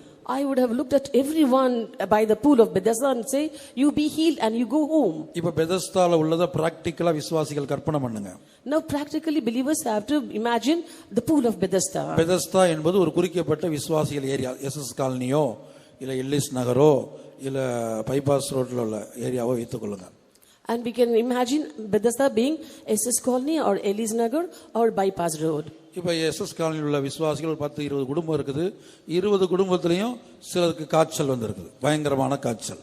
Suppose in SS Colony some 20 believer families are there and all the families are now affected with fever. இப்ப இயேசு வருகிறார். Jesus comes. இயேசு ஒரு ஊழியக்காரர். Jesus is a servant of God. இயேசு வருகிறார். Jesus is coming. அப்ப அவர் என்ன செய்றாரு? ஒரே ஒரு வீட்டுக்கு மட்டும் போயிட்டு ஜெபிச்சுட்டு வந்துறாரு. He is visiting just one house, prays for them and returns. மற்ற 19 வீட்லயும் வியாதியில ரொம்ப கஷ்டப்பட்டு இருக்காங்க. But people in all the other 19 houses are also down with fever. மரண படுக்கையில இருக்காங்க. They are in deathbed. முக்கியமான காரியம் தெய்வீக சுகத்துல இருக்காங்க. Most importantly, they are waiting on divine health. ஒரு வீட்டுக்கு மட்டும் போய் ஜெபிச்சா, போன இடத்துல சரி எந்த வீட்டுக்கு போனாரோ அந்த வீட்டுல ஜெபிச்சவங்களுக்கு பூரண சுகம். He visited only one house, he prayed there and all the members of the family were perfectly healed. அப்ப அந்த 19 வீட்டார் என்ன செய்வீங்க?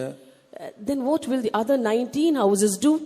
காய்ச்சலோடு, பயங்கர காய்ச்சல்ல கஷ்டப்பட்டு, with terrible fever they are suffering, பயங்கர சளி, தலைவலி, காய்ச்சல், மூச்சு விட முடியல, பேச முடியல, அதோட செல்போனை எடுத்து ஆன் பண்ணி டக்கு டக்கு நம்பர் தட்டி இழுத்து ஒரு வீட்டுல இருந்து ஒரு வீட்டுக்கு பேசிக்கிறோம்.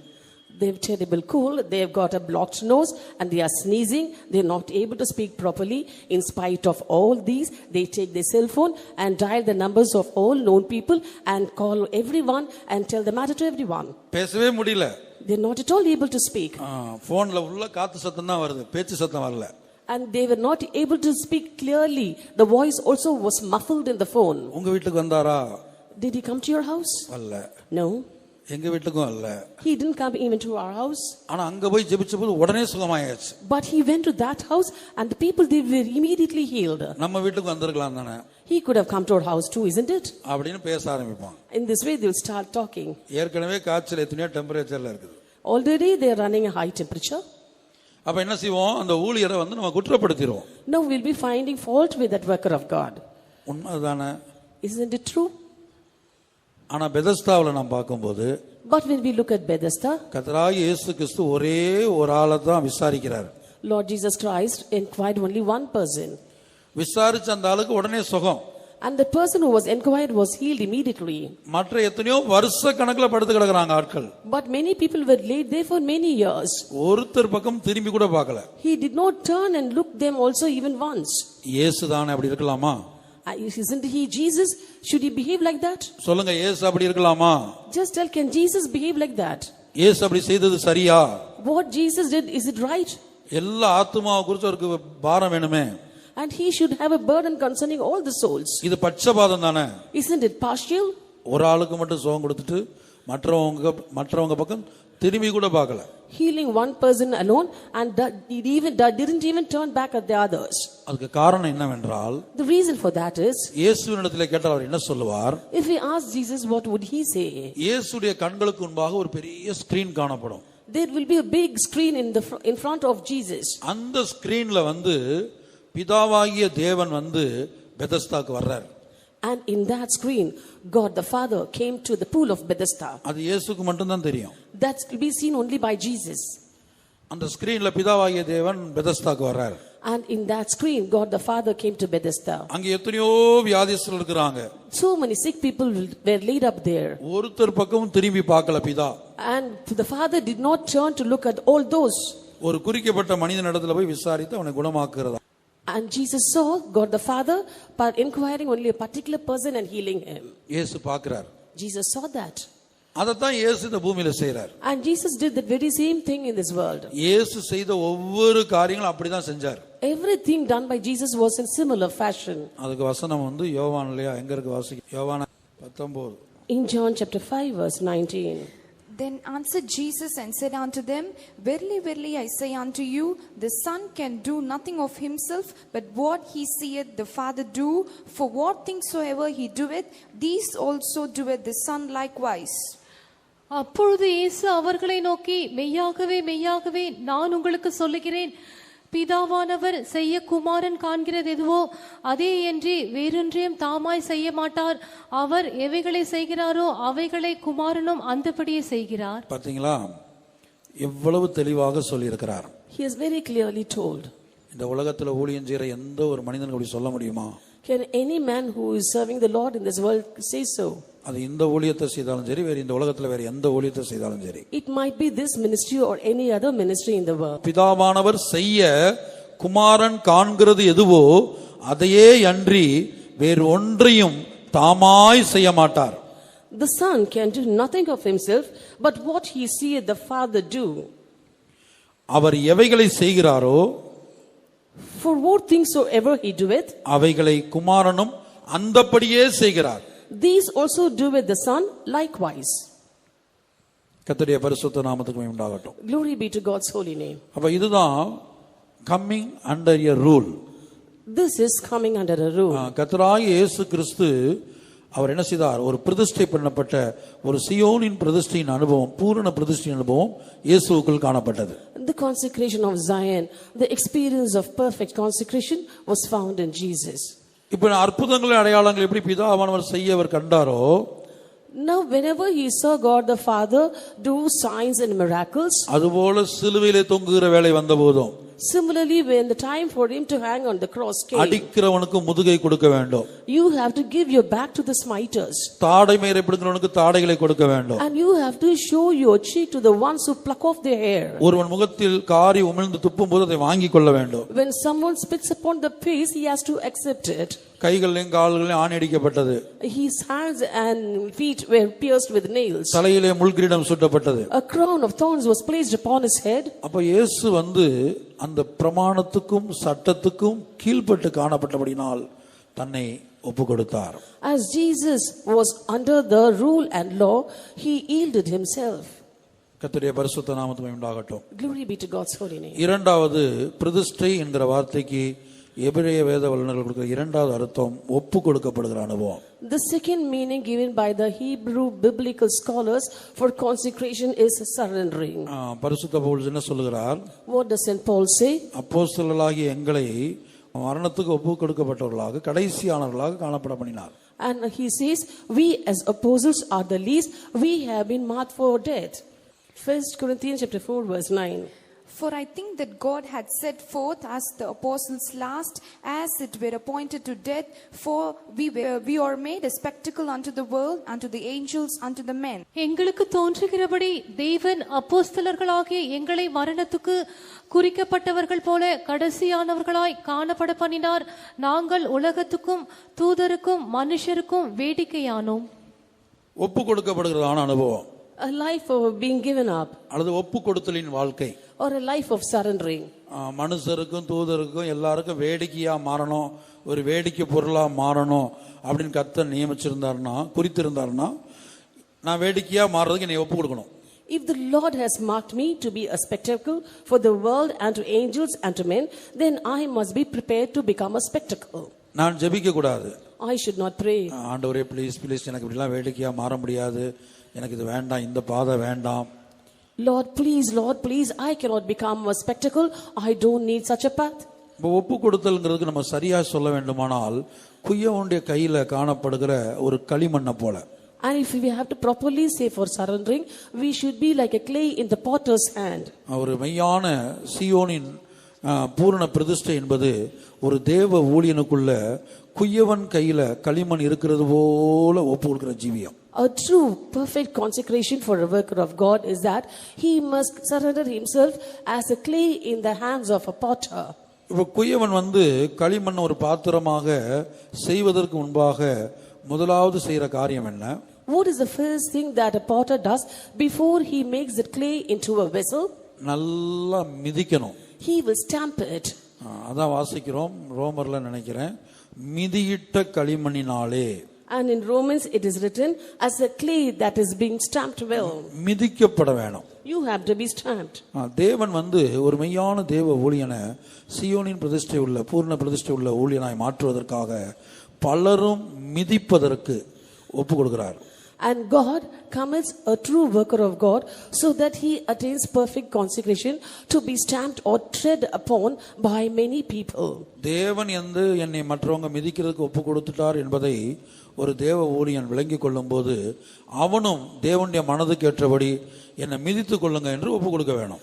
When a worker of God understands that God has given him up to be tread upon and stamped, he also reading the mind of God should surrender himself to be stamped and tread upon. இது சங்கீதக்காரனுக்கே இந்த சாட்சி இருந்தது. Psalmist had such a testimony. சங்கீதக்காரன் என்ன சொல்கிறார்? What does the psalmist say? மனுஷரை எங்கள் தலையின் மேல் ஏறி போக பண்ணினீர். Thou hast made men to ride over us. தீயையும் தண்ணீரையும் கடந்து வந்தோம். We have passed through fire and water. செழிப்பான தேசத்திலே கொண்டு வந்து விட்டீர். Thou hast brought us to a prosperous land. மனுஷரை எங்கள் தலையின் மேல் ஏறி போக பண்ணினேன்னா மற்றவங்க நம்மளை மிதிக்கிறது. It is written, thou hast made men to ride over us. That means we are being tread upon or stamped by men. கர்த்தருடைய பரிசுத்த நாமத்திற்கு மகிமை உண்டாகட்டும். Glory be to God's holy name. ஆகவே இந்த களிமண் என்று சொல்லுவது முதலாவது மிதிக்கப்பட வேண்டும். Therefore this clay must first be stamped well. மிதிக்கப்பட தான் அது நல்ல பக்குவப்படுத்தப்படுகிறது. Only when it is being kept on stamped it becomes soft. வாசிங்க ரோமர் 9:21.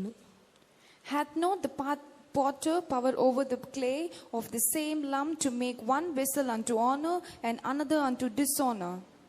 மிதியிட்ட ஒரே களிமண்ணினாலே குயவன் ஒரு பாத்திரத்தை கனமான காரியத்துக்கும் ஒரு பாத்திரத்தை கனவீன காரியத்துக்கும் பண்ணுகிறதுக்கு மண்ணின் மேல் அவனுக்கு அதிகாரம் இல்லையோ? அடுத்த வசனம் கூட. What if God, willing to shew his wrath and to make his power known, endured with much long suffering the vessels of wrath fitted to destruction? தேவன் தமது கோபத்தை காண்பிக்கவும் தமது வல்லமையை தெரிவிக்கவும் போதும். அப்ப இங்க நாம் பார்க்கும்போது மிதியிட்ட ஒரே களிமணினாலே குயவன் ஒரு பாத்திரத்தை கனமான காரியத்துக்கும் ஒரு பாத்திரத்தை கனவீனமான காரியத்துக்கும் பண்ணுகிறதற்கு மண்ணின் மேல் அவனுக்கு அதிகாரம் இல்லையோ? And here it is written, hath not the potter power over the clay of the same lump to make one vessel unto honor and another unto dishonor? கர்த்தருடைய பரிசுத்த நாமத்துக்கு மகிமை உண்டாகட்டும். Glory be to God's holy name. அப்ப முதலாவது இந்த ஒப்பு கொடுத்தல் என்று சொல்லும்போது களிமண்ணை போல ஒரு தேவ ஊழியரை ஒப்பு கொடுக்க வேண்டும். Therefore when we say of surrendering, first a worker of God should surrender himself as a clay. களிமண்ணை போல ஒப்பு கொடுக்கிறது தான் பிரதிஷ்டை. And surrendering like a clay is consecration. அதான் சீயோனின் பிரதிஷ்டை. That is the consecration of Zion. அப்படி ஒப்பு கொடுக்கிற வேளையில In this way, when he is surrendering, முதலாவது ஒப்பு கொடுத்த நம்மை மற்றவர்கள் மிதிக்கும்படியாக தேவன் இடம் கொடுப்பார். first of all, we have surrendered, and the Lord may permit others to stamp and tread over us. மற்றவங்க நம்மளை மிதிக்கும் போது என்னை மிதிக்காதீங்க அப்படின்னு சொல்லி முறைச்சு பார்க்க கூடாது. And when others stamp us, we must not protest, saying, "Don't stamp upon me." அவங்க கிட்ட என்ன செய்யக்கூடாது? மிதிக்காதீங்கன்னு சொல்லக்கூடாது. We should not say unto them, "Don't stamp me." கர்த்தருடைய பரிசுத்த நாமத்துக்கு உண்டாகட்டும். Glory be to God's holy name. அப்ப மிதிக்கப்படுவதற்கு நம்ம என்ன செய்யணும்? ஒரு தேவ ஊழியன் மற்றவங்க நம்மளை மிதிக்கிறாங்கன்னு தெரிந்தாலும் ஒப்பு கொடுக்க வேணும். A servant of God, even though when he knows that others are stamping him, he must surrender himself. அடுத்தபடியாக நாம் பார்க்கும்போது The next thing is, இந்த களிமண்ல ஆண்டவர் என்ன செய்றாருன்னா சில பாத்திரத்தை கனமான பாத்திரமா செய்றார். and out of that clay, a potter says, makes certain vessels unto honor. அதாவது கனத்துக்குரிய பாத்திரமாக. That is a vessel unto honor. சில பாத்திரத்தை கனவீனத்துக்குரிய காரியமா செய்றார். And certain vessels unto dishonor. அப்ப நம்ம ஒப்பிட்டு பார்க்க கூடாது, கம்பேர் பண்ணி பார்க்க கூடாது. And then we should not compare. அந்த ஊழியருக்கு அதை கொடுத்திருக்காங்க, They have given that thing to that worker of God. அந்த ஊழியருக்கு அந்த உத்தியோகம், That worker has been given that work இல்ல அந்த ஊழியம், or that ministry. எனக்கு இந்த ஊழியம், And for me this ministry. எனக்கு பாத்திரம் கழுவுற ஊழியம், And I am being asked to wash vessels. எனக்கு டாய்லெட் பாத்ரூம் கழுவுற ஊழியம், I am being asked to wash the toilets and bathroom. எனக்கு ஒரு ஊழியம் இல்ல. I am not given any work here. அப்ப கனவீனமான காரியத்துக்கும் கர்த்தர் உன்னை பயன்படுத்தலாம். The Lord might use you for things unto dishonor also. கனத்துக்குரிய காரியத்துக்கும் பயன்படுத்தலாம். And he might use you for honorable things also.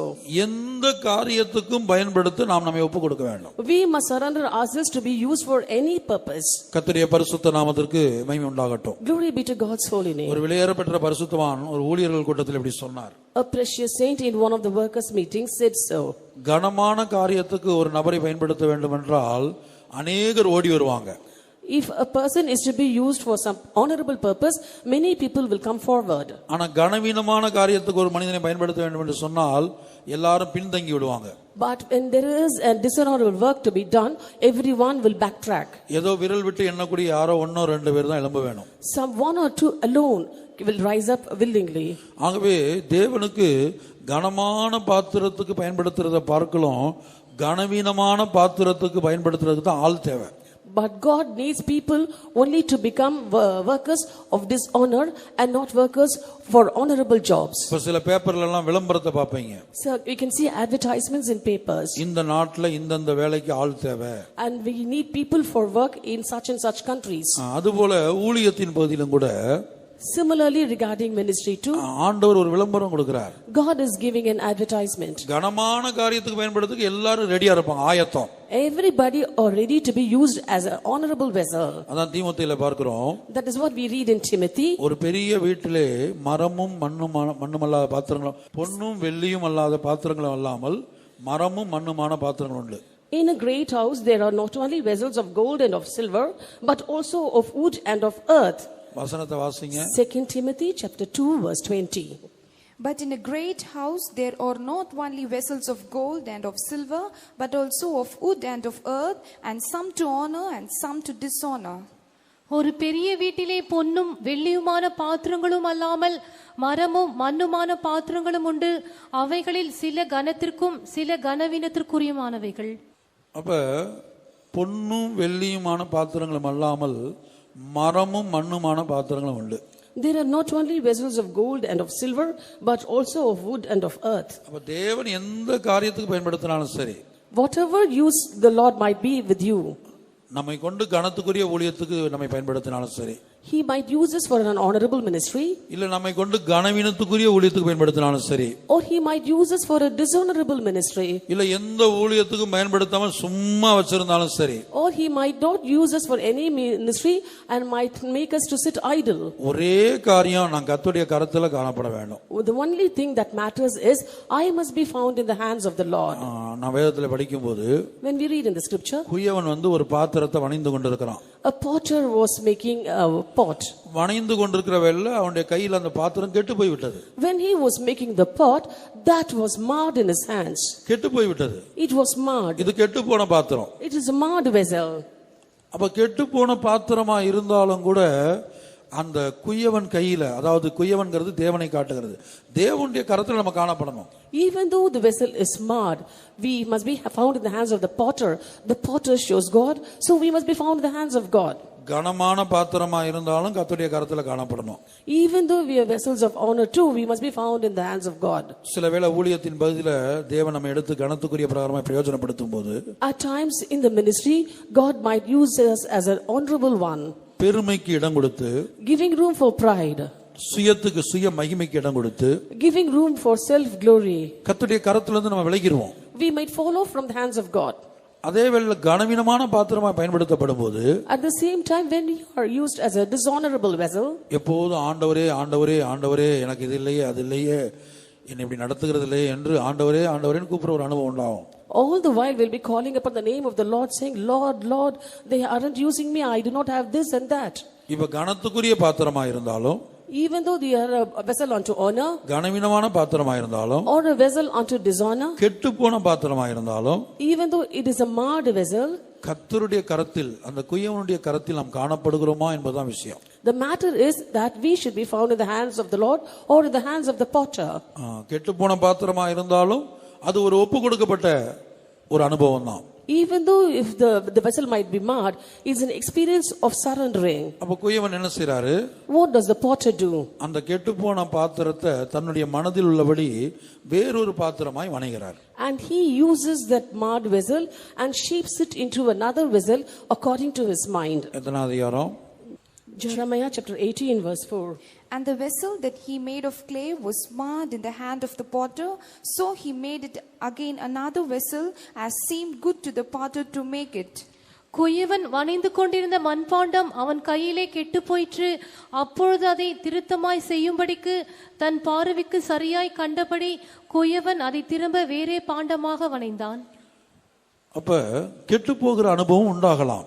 There might be an experience of being marred. கெட்டு போய் விட்டேன் என்பதற்காக தேவ சமூகத்தை விட்டோ தேவனை விட்டோ நாம் போக கூடாது, பிரிந்து போக கூடாது. Saying I am marred, you must not go away from God's presence, and also you must not go away from God. ஊழியத்தின் பகுதியிலும் ஜீவியத்தின் பகுதியிலும் ஒரு தேவ ஊழியனுக்கு தோல்விகள் வீழ்ச்சிகள் வரக்கூடும். In the ministry and in the personal life, a worker of God might face downfalls and failures. அதுக்கு நான் ரெண்டு பேரை உதாரணம் கொடுக்கிறேன். I will give you two examples for that. பேதுருடைய ஜீவியம் கூட ஒரு கெட்டு போன பாத்திரத்தை போலதான். The life of Peter too was like a marred vessel. யூதாசுடைய ஜீவமும் ஒரு கெட்டு போன பாத்திரத்தை போலதான். The life of Judas too was like a marred vessel. பேதுரு இயேசுவை சபித்தார். Peter cursed Jesus. இயேசு யார் என்றே தெரியாது என்று சத்தியம் பண்ணினார். And he swore that he knew not Jesus. இயேசுவை மறுதலித்தார். He denied Jesus. ஆனா யூதாஸ் இயேசுவை காட்டி கொடுத்தார். But Judas betrayed Jesus. ரெண்டு பேருமே ஒவ்வொரு விதத்துல கெட்டு போன பாத்திரம் தான். Both of them were marred vessels, but in different ways. ஆனா பேதுருவை பொறுத்த வரைக்கும் மனங்கசந்து அழுது தேவனோடு ஒன்றாக்கப்பட்டார்.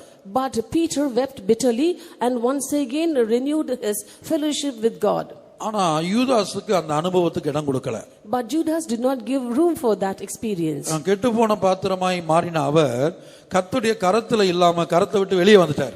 He became a marred vessel, but did not stay back in the hands of the Lord, but came out of it.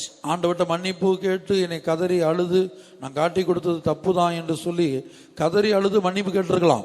He could have cried aloud and sought forgiveness from the Lord, saying, "It's wrong that I had betrayed thee." ஆனா பிசாசுக்கு இடம் கொடுத்து அவர் தற்கொலை பண்ணி மரித்து விட்டார். But he gave room for Satan and committed suicide and died. கர்த்தருடைய பரிசுத்த நாமத்துக்கு உண்டாகட்டும். Glory be to God's holy name. அப்ப ஒரு தேவ ஊழியனுடைய வாழ்க்கையில குறைவுகள் வரும்போது அல்லது கெட்டு போகிற அனுபவம் உண்டாகும் போது அது எந்த விதத்துல கெட்டு போயிருந்தாலும் கர்த்தருடைய கரத்துக்குள் காணப்பட வேண்டும். அந்த கெட்டு போன பாத்திரத்தையும் தன் மனதில் தோன்றியபடி வேறு பாத்திரமாய் வணையக்கூடிய வல்லமை அவருக்கு இருக்கிறது.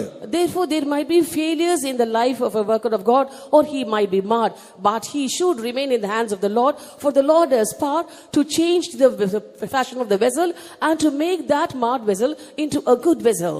அப்படிதான் பேதுரு பின்மாறி போன வேளையில ஆண்டவர் என்ன செய்தார்?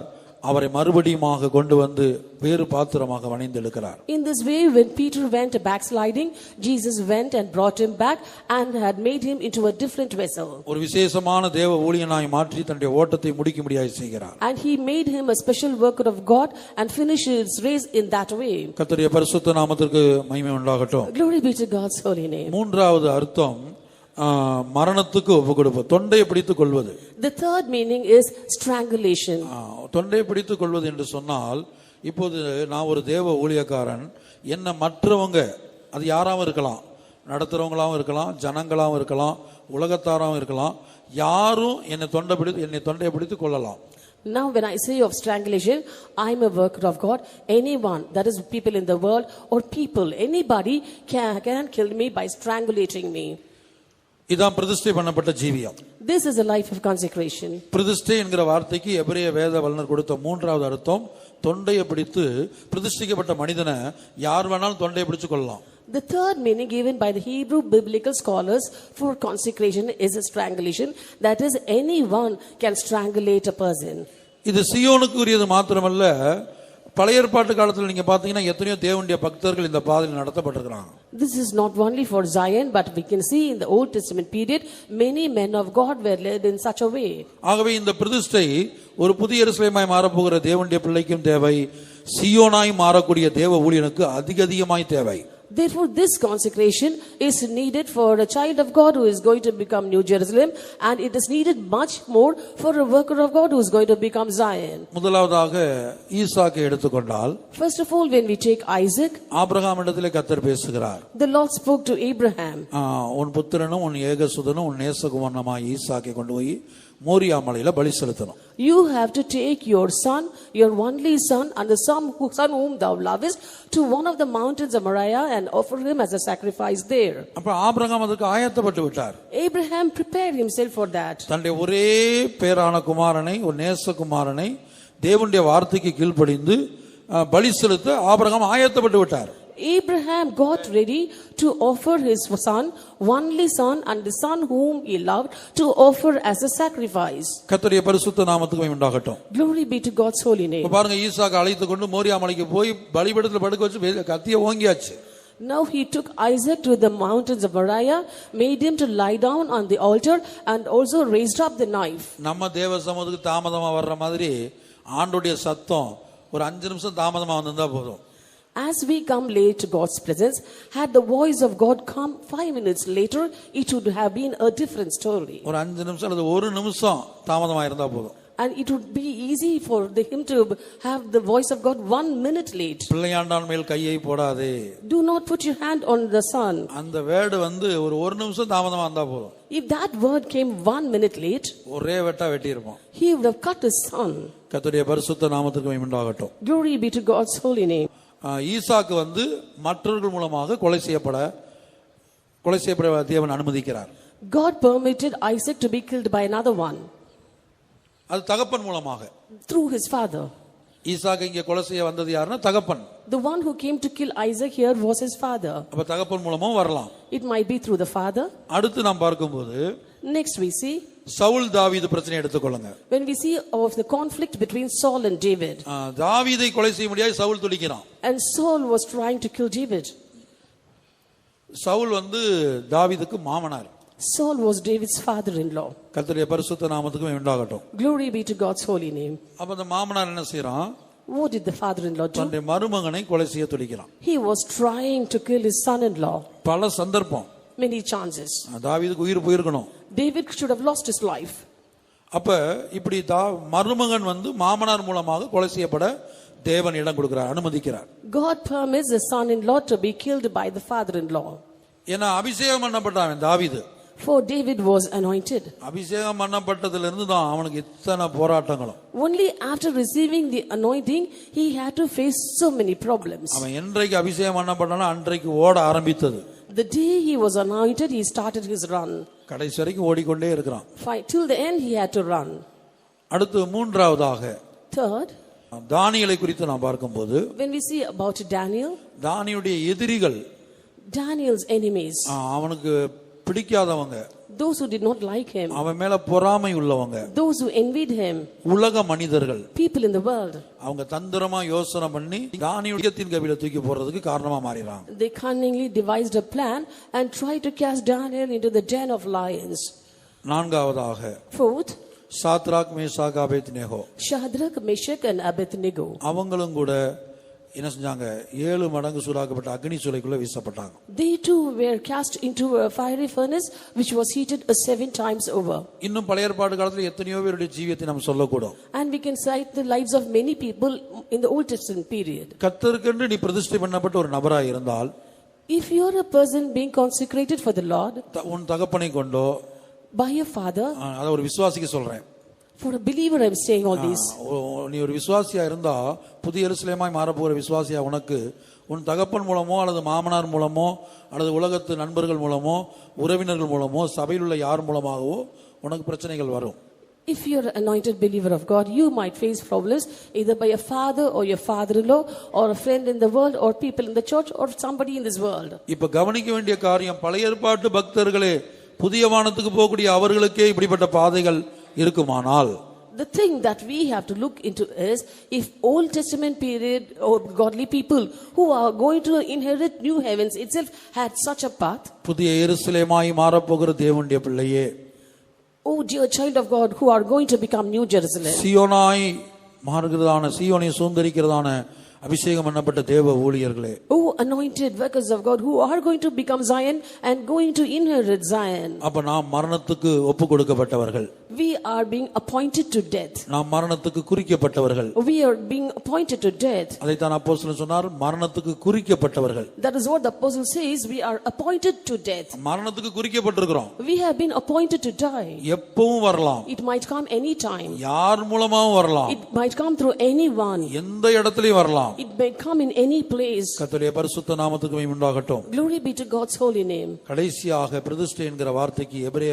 வேத வல்லுனர் கொடுத்த 4வது அர்த்தம் தற்கொலைக்கு ஒப்பு கொடுப்பது அல்லது தன்னைத்தானே மாய்த்துக் கொள்வது. The fourth meaning given by the Hebrew biblical scholars for the term consecration is suicide or killing himself. இதற்கு நாம் வேதத்திலிருந்து பார்க்கும்போது, when we look see for examples from the scripture, அதாவது தேவன் நடத்துகிற பாதையில ஒரு தேவ ஊழியனோ ஒரு தேவனுடைய பிள்ளையோ மரணத்துக்கு தன்னை துணிந்து ஒப்பு கொடுக்க வேண்டும். that is a worker of God and a child of God has to boldly give himself to death when God is leading him in that path. உலகத்தாருடைய பாஷையில தற்கொலை, in the words of the people of the world it's called suicide, ஆனா வேதத்தின்படி பார்க்க போனா அது ஒரு இரத்த சாட்சியின் அனுபவம். but according to the scripture is an experience of martyr. இப்ப வேதத்துல சிலரை குறித்து நான் சொல்கிறேன். Let me give you certain examples from the scripture. இப்ப ஈசாக்கை எடுத்துக்கொள்ளுங்கள். Take Isaac. ஆபிரகாம் அவனை கொலை செய்ய வந்தான். Abraham wanted to kill him. அது ஒரு அனுபவம். That is an experience. ஆனா ஈசாக்கு நினைத்திருந்தா தகப்பனை தள்ளி விட்டு அல்லது தகப்பனை அடித்து போட்டுட்டு ஓடி இருக்கலாம். Had Isaac thought, he could have pushed off his father or he could have beaten his father and escaped from the spot. இப்போ இங்க வாலிப சகோதர சகோதரிகள் இருக்கீங்க. Now here there are young brothers and sisters. வீட்ல வந்து உங்க அப்பாவோ உங்க அம்மாவோ உங்களை அடிக்க வந்தா என்ன செய்வீங்க? Suppose your father or mother are beating you in your house, what will you do? அடிக்க வந்து அடிய வாங்குறதுக்கு அப்படி நிப்பீங்களா? Will you be willing to receive all those blows?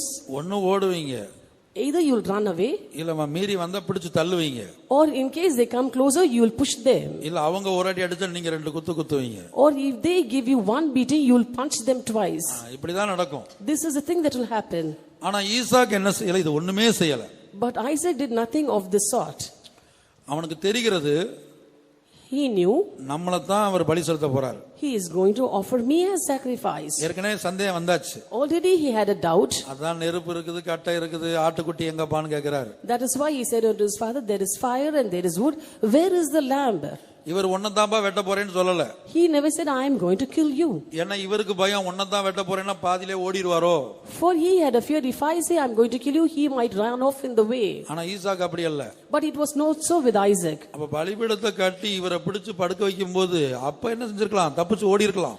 After he built the altar and made him to lie on it, he could have escaped and fled that spot. அப்ப தன்னைத்தான் பலி செலுத்த போகிறார் என்பதை அறிந்த பிற்பாடும், after knowing that he was going to offer him as a sacrifice, அந்த காட்சியை வந்து ஒரு கற்பனையில கொண்டு வந்து ஒரு ஸ்கிரீன்ல பாக்குற மாதிரி பார்க்கணும். now you have to visualize that scene. நம்ம எல்லாம் வந்து எவ்வளவோ குறைவுள்ளவர்களா இருக்கிறோம்.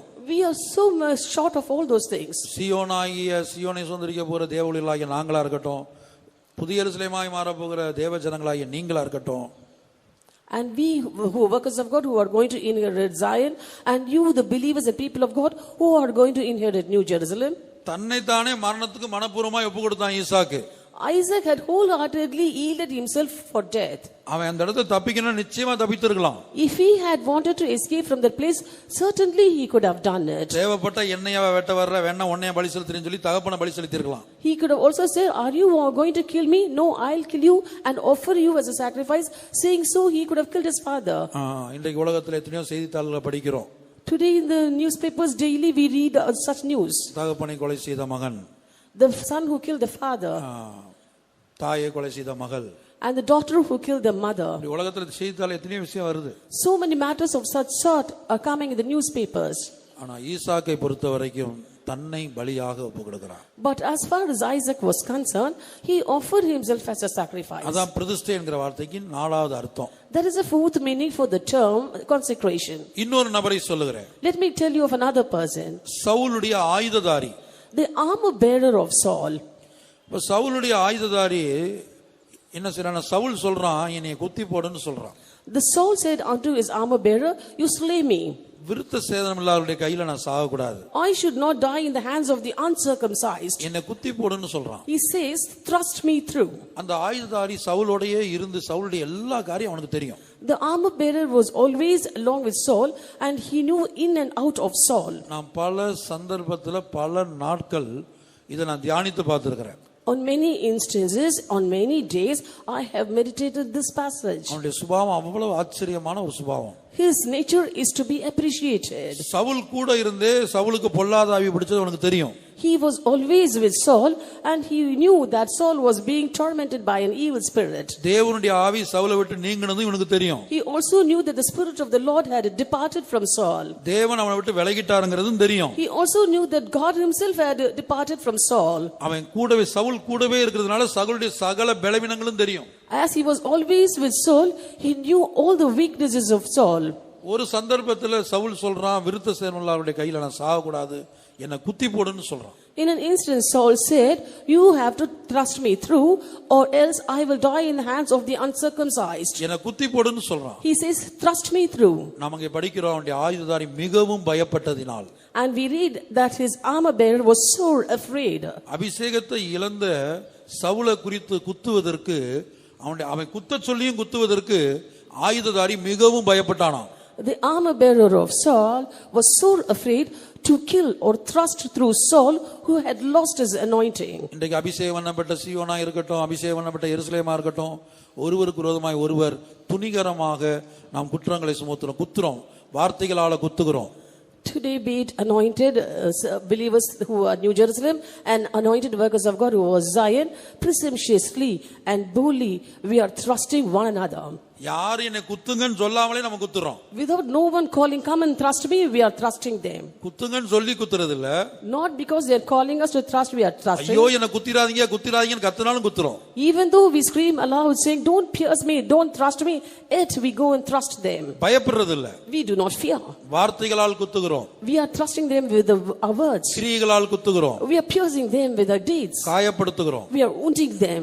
ஆனா அந்த ஆயுததாரியை பொறுத்தவரையிலும் But as far as the armor bearer is 1 concerned, Samuel 1 Samuel chapter 31 verse 4.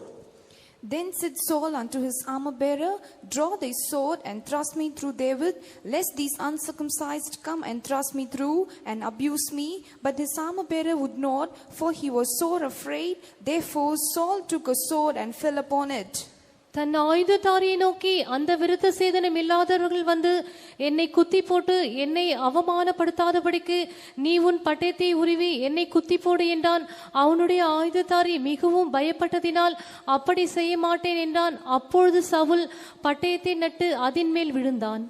இந்த ஆயுததாரியுடைய முதல் விசேஷம் என்னன்னா, சவுல அவன் என்னை குத்தி போடுன்னு சொல்லியும் கூட குத்த மிகவும் பயப்பட்டான். The first specialty found in the armor bearer is that even when Saul called him to thrust him through, he was so afraid. இரண்டாவது ஒரு பெரிய விசேஷம் இருக்குது. There is a second great specialty. அதான் அடுத்த வசனம். The next verse. And when his armor bearer saw that Saul was dead, he fell likewise upon his sword and died with him. Saul செத்து போனதை அவன் ஆயுததாரி கண்டபோது அவனும் தன் பட்டயத்தின் மேல் விழுந்து அவனோட கூட செத்து போனான். இந்த ஆயுததாரிக்கு ஒரு குடும்பம் இருந்தது. This armor bearer had a family. சவுலை பற்றி நன்றாக தெரியும். He very well knew about Saul. Saul ஒன்னும் பெரிய நல்லவன் ஒன்னும் இல்ல. Saul was not a good man. பொல்லாதாவி பிடிச்சவன். he was tormented with an evil spirit. தேவன் அவனை விட்டு விலகி விட்டார். God has departed from him. அப்ப சவுல் செத்து போன போது என்ன இருக்கலாம், இவன் ஓடி போய் இருந்திருக்கலாம். When Saul died, he could have fled from that spot. தன்னுடைய குடும்பத்தை குறித்து சிந்தித்து இவன் தன்னுடைய உயிரை காப்பாற்றி இருந்திருக்கலாம். Thinking about his family, he could have saved his life. நாம் வாசிக்கிறோம், சவுல் செத்து போனதை கண்டபோது. Now when we read here, it is written, when he saw that Saul was dead. அந்த காட்சியை கண்டபோது, when he saw that sight, பட்டயத்தை நட்டு, and he put his sword. யாரும் அவனுக்கு பிரசங்கம் பண்ணல. Nobody preached to him. யாரும் அவனை வலுக்கட்டாயமா பலவந்தம் பண்ணல. Nobody forced him or compelled him. பட்டயத்தை நட்டு அதன் மேல விழுந்து இவனும் செத்து போனான். He planted his sword, fell upon it and died. அப்படியானால் ஒரு புதிய எருசலேமுக்கு எப்படிப்பட்ட ஜீவியம் பிரதிஷ்டை தேவை? If that be so, what sort of life and consecration is required for New Jerusalem? சீயோனே, O Zion, நம்முடைய பிரதிஷ்டை அது எப்படி இருக்க வேண்டும்? how should a consecration be? Saul செத்து போனதை கண்டதுக்கு ஒரு ஆயுததாரி தன் பட்டயத்தை நட்டு அதன் மேல் விழுந்து மரித்து போயிருக்க கூடுமானால், when Saul died and his armor bearer seeing that planted his sword, fell on it and died. இயேசு சிலுவையிலே தொங்குகிற காட்சியை நோக்கி பார்க்கும்போது, when we look unto Jesus hanging on the cross, ஒரு பின்மாற்றக்காரன் Saul, Saul was a backslider. ஒரு பொல்லாதாவி பிடித்த Saul, Saul who was tormented with an evil spirit. ஒரு கொடுமைக்கார Saul, Saul who was cruel. ஒரு கொலைவெறி பிடித்த Saul, Saul who had a killer's rage. அவன் செத்து போனதை கண்டபோது அவனுடைய ஆயுததாரி பட்டயத்தை நட்டு அதன் மேல் விழுந்து செத்திருக்க கூடுமானால், when his armor bearer saw him die, he too planted his sword and fell on it and died. சீயோனே, எருசலேமே, உன்னுடைய ரட்சிப்புக்காக, என்னுடைய ரட்சிப்புக்காக, உன்னை மகிமையிலே நிறுத்துவதற்காக, என்னை மகிமையில் நிறுத்துவதற்காக சிலுவையிலே தொங்கின இயேசுவை நோக்கி பார்ப்போம். O Zion and Jerusalem, for your salvation and for my salvation, so that you might be brought to glory and so that I might be brought to glory, Jesus hung on the cross. Let us look at him. இயேசு சிலுவையிலே தொங்குகிற காட்சியை நோக்கி பார்க்க when we keep on looking to Jesus hanging on the cross, நாம் ஒவ்வொருவருக்கு ஒரு பட்டயம் இருக்கிறது. every one of us have got a sword. கர்த்தர் நம்ம ஒவ்வொருவருக்கு ஒரு பட்டயத்தை கொடுத்திருக்கிறார். God has given a sword to every one of us. தேவனுடைய வார்த்தை என்கிற பட்டயம், the word of God, which is the sword. உபதேசம் என்கிற பட்டயம், the sword called doctrine. சத்தியம் என்கிற பட்டயம், sword called truth. அந்த பட்டயத்தை நட்டு planting that sword, யாரும் கட்டாயப்படுத்த வேண்டாம். nobody need compel you. ஒரு பிரசங்கமே நமக்கு வேண்டாம். no need of a message. நாமாக அந்த பட்டயத்தின் மேல் விழுவோம். we ourselves will fall on the sword. உலகத்தை வெறுப்போம். we'll hate the world. மாம்சத்தை வெறுப்போம். we'll hate flesh. உலகத்தின் வேஷங்கள், சிற்றின்பங்கள், உலகத்தின் ஆசை, இச்சைகள் சகலத்தின் மேல ஒரு வெறுப்பு உண்டாகும். we will start to hate the fashions of the world, the pleasures of the world, the lusts and affections we find in the world. பூரண வடிவுள்ள சீயோனிலிருந்து தேவன் பிரகாசிக்கிறார். out of Zion the perfection of beauty God hath shined. பூரண அழகுள்ள சீயோனிலிருந்து தேவன் பிரகாசிக்கிறார். out of Zion the perfection of beauty God hath shined. பூரண அழகு என்பது சீயோனின் பூரண பிரதிஷ்டை. the perfect beauty shows the perfect consecration of Zion. பூரண பிரதிஷ்டை ஒவ்வொரு தேவ ஊழியருக்கும் தேவையாயிருக்கிறது. every worker of God needs perfect consecration. பிரதிஷ்டை தேவ ஊழியருக்கு மாத்திரமல்ல, ஒவ்வொரு விசுவாசிக்கும் தேவையாயிருக்கிறது. consecration is not only required for the worker of God but for every believer. விசுவாசிகளை பார்க்கலும் மேன்மையான ஒரு பிரதிஷ்டை தேவ ஊழியர்களுக்கு தேவை. and believers need a consecration and the workers of God need a better consecration than that of the believers. பிரதிஷ்டை என்கிற வார்த்தைக்கு வேத வல்லுனர்கள் கொடுத்த 4 அர்த்தங்களை பழைய ஏற்பாட்டு பரிசுத்தவான்களோடு ஒப்பிட்டு பார்த்தோம். அவர்களுக்கே அந்த ஜீவியா இருந்தது. biblical scholars have given 4 meanings for the term consecration and we saw about those 4 terms in the Old Testament period and saints of the Old Testament period had such a consecration. முதல் அர்த்தம் ஒரு பிரமாணத்துக்கின் கீழ் அல்லது ஒரு சட்டத்தின் கீழ் ஒரு நடத்திப்பின் கீழ் அடிமையாய் ஒப்பு கொடுத்து கடந்து வருவது. the first meaning is coming under a rule or coming under authority or coming under law or coming under a leading. இரண்டாவது அர்த்தம் ஒப்பு கொடுப்பது. second meaning is surrendering. மூன்றாவது அர்த்தம் third meaning தொண்டையை பிடித்து கொள்வது. மற்றவர்கள் நம்மை கொலை செய்ய வரும்போது அல்லது பாடுபடுத்த வரும்போது, நிந்திக்க வரும்போது, பரியாசம் பண்ண வரும்போது அப்படியே ஒப்பு கொடுத்து விடுவது. strangulating, that is when others come to take hold of your throat, when others come to trouble you, when others come to reproach you and humiliate you, you have to surrender yourself wholeheartedly. அதாவது மற்றவர்கள் தொண்டையை பிடித்து கொள்றது மற்றவர்கள் மூலமா நமக்கு வர்ற பாடுகள். when we say others strangulating, problems or sufferings by others. சாவு மட்டும் நமக்கு வராது. Death alone will not come. Inch by இன்ச்சா சித்திரவதை பண்ணுவாங்க. Inch by inch they will be torturing us. தூசிப்பாங்க. They will be cursing. சாகணும்னு தோணும். We feel like dying. பேரை கெடுப்பாங்க. They will spoiling our name. போதும் இந்த உலகத்துல இருந்ததுன்னு தோணும். We will say enough of this life in this world. சாவை விரும்புவோம். We will desire death. ஆனா அது வராது. But it will not come nigh. அதான் மற்றவர்கள் வந்து நம்மை தூசிப்பதற்கும் நிந்திப்பதற்கும் கள்ள கொண்டு எறிவதற்கும் தேவன் அனுமதித்திருக்கிறார். That is, God has permitted others to curse us, reproach us and also stone us. அடுத்தபடியாக Next, தற்கொலை என்று சொல்வது நம்மை நாமே மனப்பூர்வமாய் அவமானத்துக்கு ஒப்பு கொடுப்பது. Suicide means we wholeheartedly yielding for being humiliated. இப்ப இயேசுவை எடுத்துக்கொள்ளுங்கள். When we consider Jesus, யாரை அனுப்புவேன்? whom shall I send? நீ போன் பிதாவாகிய தேவன் முதல்ல சொல்லல. God the Father did not first say, you go. யாரை அனுப்புவேன்? Whom shall I send? விழுந்து போன மனுக்குலத்தை தூக்கி எடுக்கும்படியாக. To lift up the fallen human race. அதுக்கு வந்து ஒரு குற்றமில்லாத ரத்தம் சிந்தப்பட வேண்டும். For that innocent blood should be shed. சிலுவையிலே அறையப்பட வேண்டும். It should be crucified on the cross. முட்கிரீடம் தலையிலே சூட்டப்பட வேண்டும். A crown of thorns should be crowned on the head. கைகளிலும் கால்களிலும் ஆணி அடிக்கப்பட வேண்டும். Hands and feet should be pierced with nails. ரத்தம் சிந்த வேணும். Blood should be shed. பிரதிஷ்டை என்று சொன்னா ரத்தம் இல்லாம பிரதிஷ்டை இல்ல. When we say of consecration, without blood there is no consecration. எபிரேயர்ல படிக்கும்போது When we read in Hebrews, ரத்தம் சிந்துதல் இல்லாமல் பிரதிஷ்டை பண்ணப்படுகிறது இல்ல. எபிரேயர் 9ஆம் அதிகாரத்தில் வாசிக்கும் போது 18ஆம் வசனம். Hebrews chapter 9 verse 18. Whereupon neither the first testament was dedicated without blood. அந்தபடி முதலாம் உடன்படிக்கையும் இரத்தமில்லாமல் பிரதிஷ்டை பண்ணப்படவில்லை. ரத்தம் இல்லாம பிரதிஷ்டை இல்ல. Without blood there is no dedication. பழைய ஏற்பாட்டு காலத்துல முதலாம் உடன்படிக்கை என்று சொல்லுவோம். பழைய ஏற்பாட்டு காலத்துல மிருகத்தின் ரத்தம் சிந்தப்பட்டது. In the first testament it is written, in the old testament period the blood of animals was shed. மனிதனுடைய பாவத்துக்காக மிருகத்தின் ரத்தம் சிந்தப்பட்டது. For the sins of men the blood of animals were shed. பறவைகளின் ரத்தம் சிந்தப்பட்டது. The blood of birds were shed. ஆனா புது உடன்படிக்கை, But New Testament, அது என்னவென்று சொன்னால், what is that? கர்த்தராகிய இயேசு கிறிஸ்து நம்முடைய சொந்த ரத்தத்தை சிந்த வருகிறார். Lord Jesus Christ came forward to shed his own blood. சொந்த ரத்தத்தை சிந்த வருகிறார். He came forward to shed his own blood. அதான் பிரதிஷ்டை பண்ணப்பட்ட ஜீவியம். That is the life of consecration. ஒவ்வொரு தேவ ஊழியனும் தன்னுடைய சொந்த ரத்தத்தை சிந்த வேண்டும். Every worker of God should shed his own blood.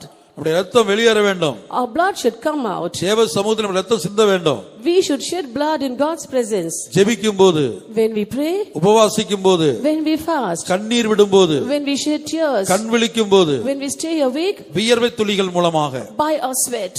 ஒரு ஆராய்ச்சியிலே சொல்லப்பட்டது 5 விதங்கள்ல ரத்தம் வெளியேறுகிறது. In research it is said blood comes out of a human body in 5 ways. கர்த்தராகிய இயேசு கிறிஸ்துவுக்குள்ள அந்த 5 அனுபவங்கள் காணப்பட்டது. Lord Jesus Christ had all these 5 experiences. பலத்த சத்தம் போடும்போது, When he was crying aloud, கண்ணீர் விடும்போது, when he shed tears, எபிரேயர் 5:7 படிக்கிறோம். in Hebrews chapter 5 verse 7 we read, பலத்த சத்தத்தோடும் கண்ணீரோடும். with strong cryings and prayers. அடுத்தபடியாக நாம் பார்க்கும்போது இரவெல்லாம் கண் விழித்தார் இயேசு. Next we see that Jesus was staying awake all through the night. அடுத்து உபவாசித்தார். Next he fasted. அடுத்து வியர்வையின் மூலமாக ரத்தம் வெளியேறினது. Next by sweat blood came out. அப்ப இந்த இயேசு வந்து தன்னைத்தானே பலியாக ஒப்பு கொடுத்தார் மனப்பூர்வமாக. Jesus wholeheartedly gave himself up as a sacrifice. யாரை நான் அனுப்புவேன்? Whom shall I send? இதோ என்னை அனுப்பும் என்று ஒப்பு கொடுத்தார். He said, here am I, send me. ரத்தம் சிந்த நான் போகிறேன். I am going to shed blood.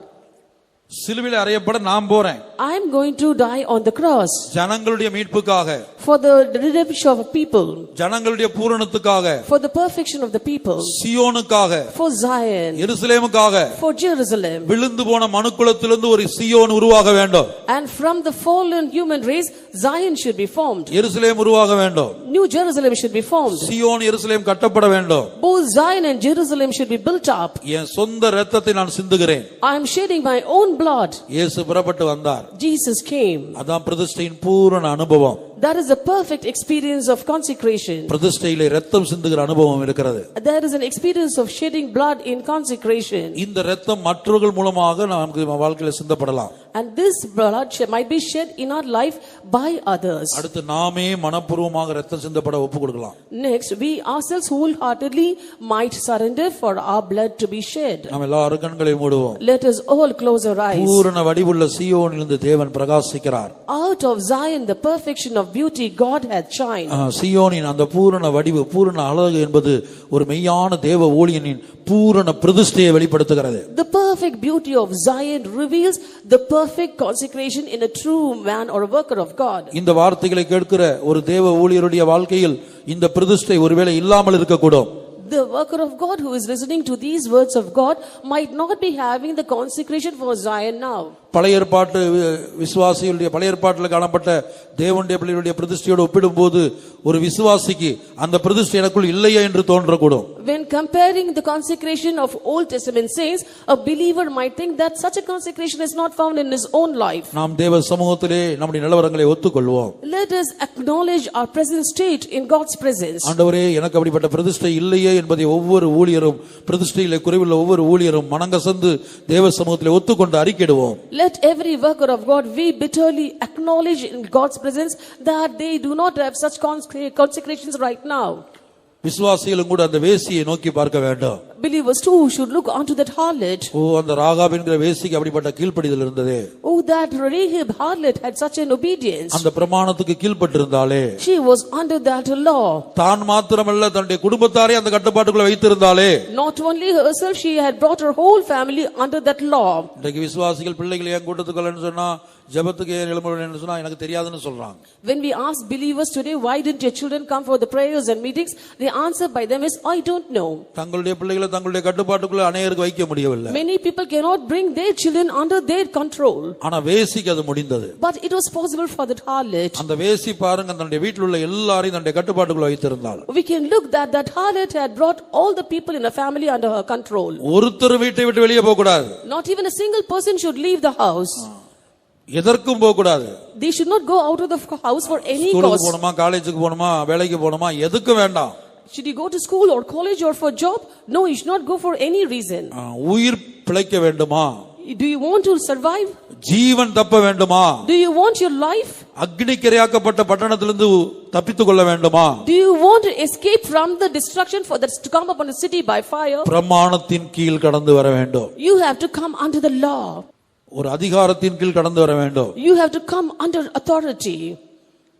ஒரு சட்டத்தின் கீழ் கடந்து வர வேண்டும். You have to come under a rule. அடுத்தபடியாக ஒரு களிமண்ணை போல ஒப்பு கொடுக்கிற அனுபவம். Next, surrendering as a clay.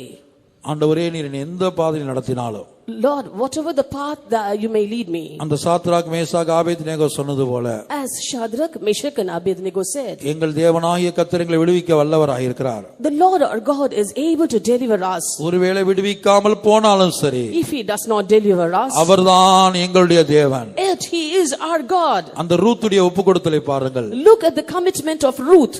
நகோமியை கட்டிப்பிடித்து முத்தம் வைத்து ஓர்பால் திரும்பி போய்விட்டாள். Orpah embraced Naomi and she turned back. ஆனா ரூத் அப்படி போகவில்லை. But Ruth did not நீ return. தங்குற இடத்துல நான் தங்குவேன். I will lodge in the place where thou உன்னுடைய lodgest. தேவன் என்னுடைய தேவன். Your God is my God. நீர் புசிக்கிறத நான் புசிப்பேன். Whatever you eat, I will also eat.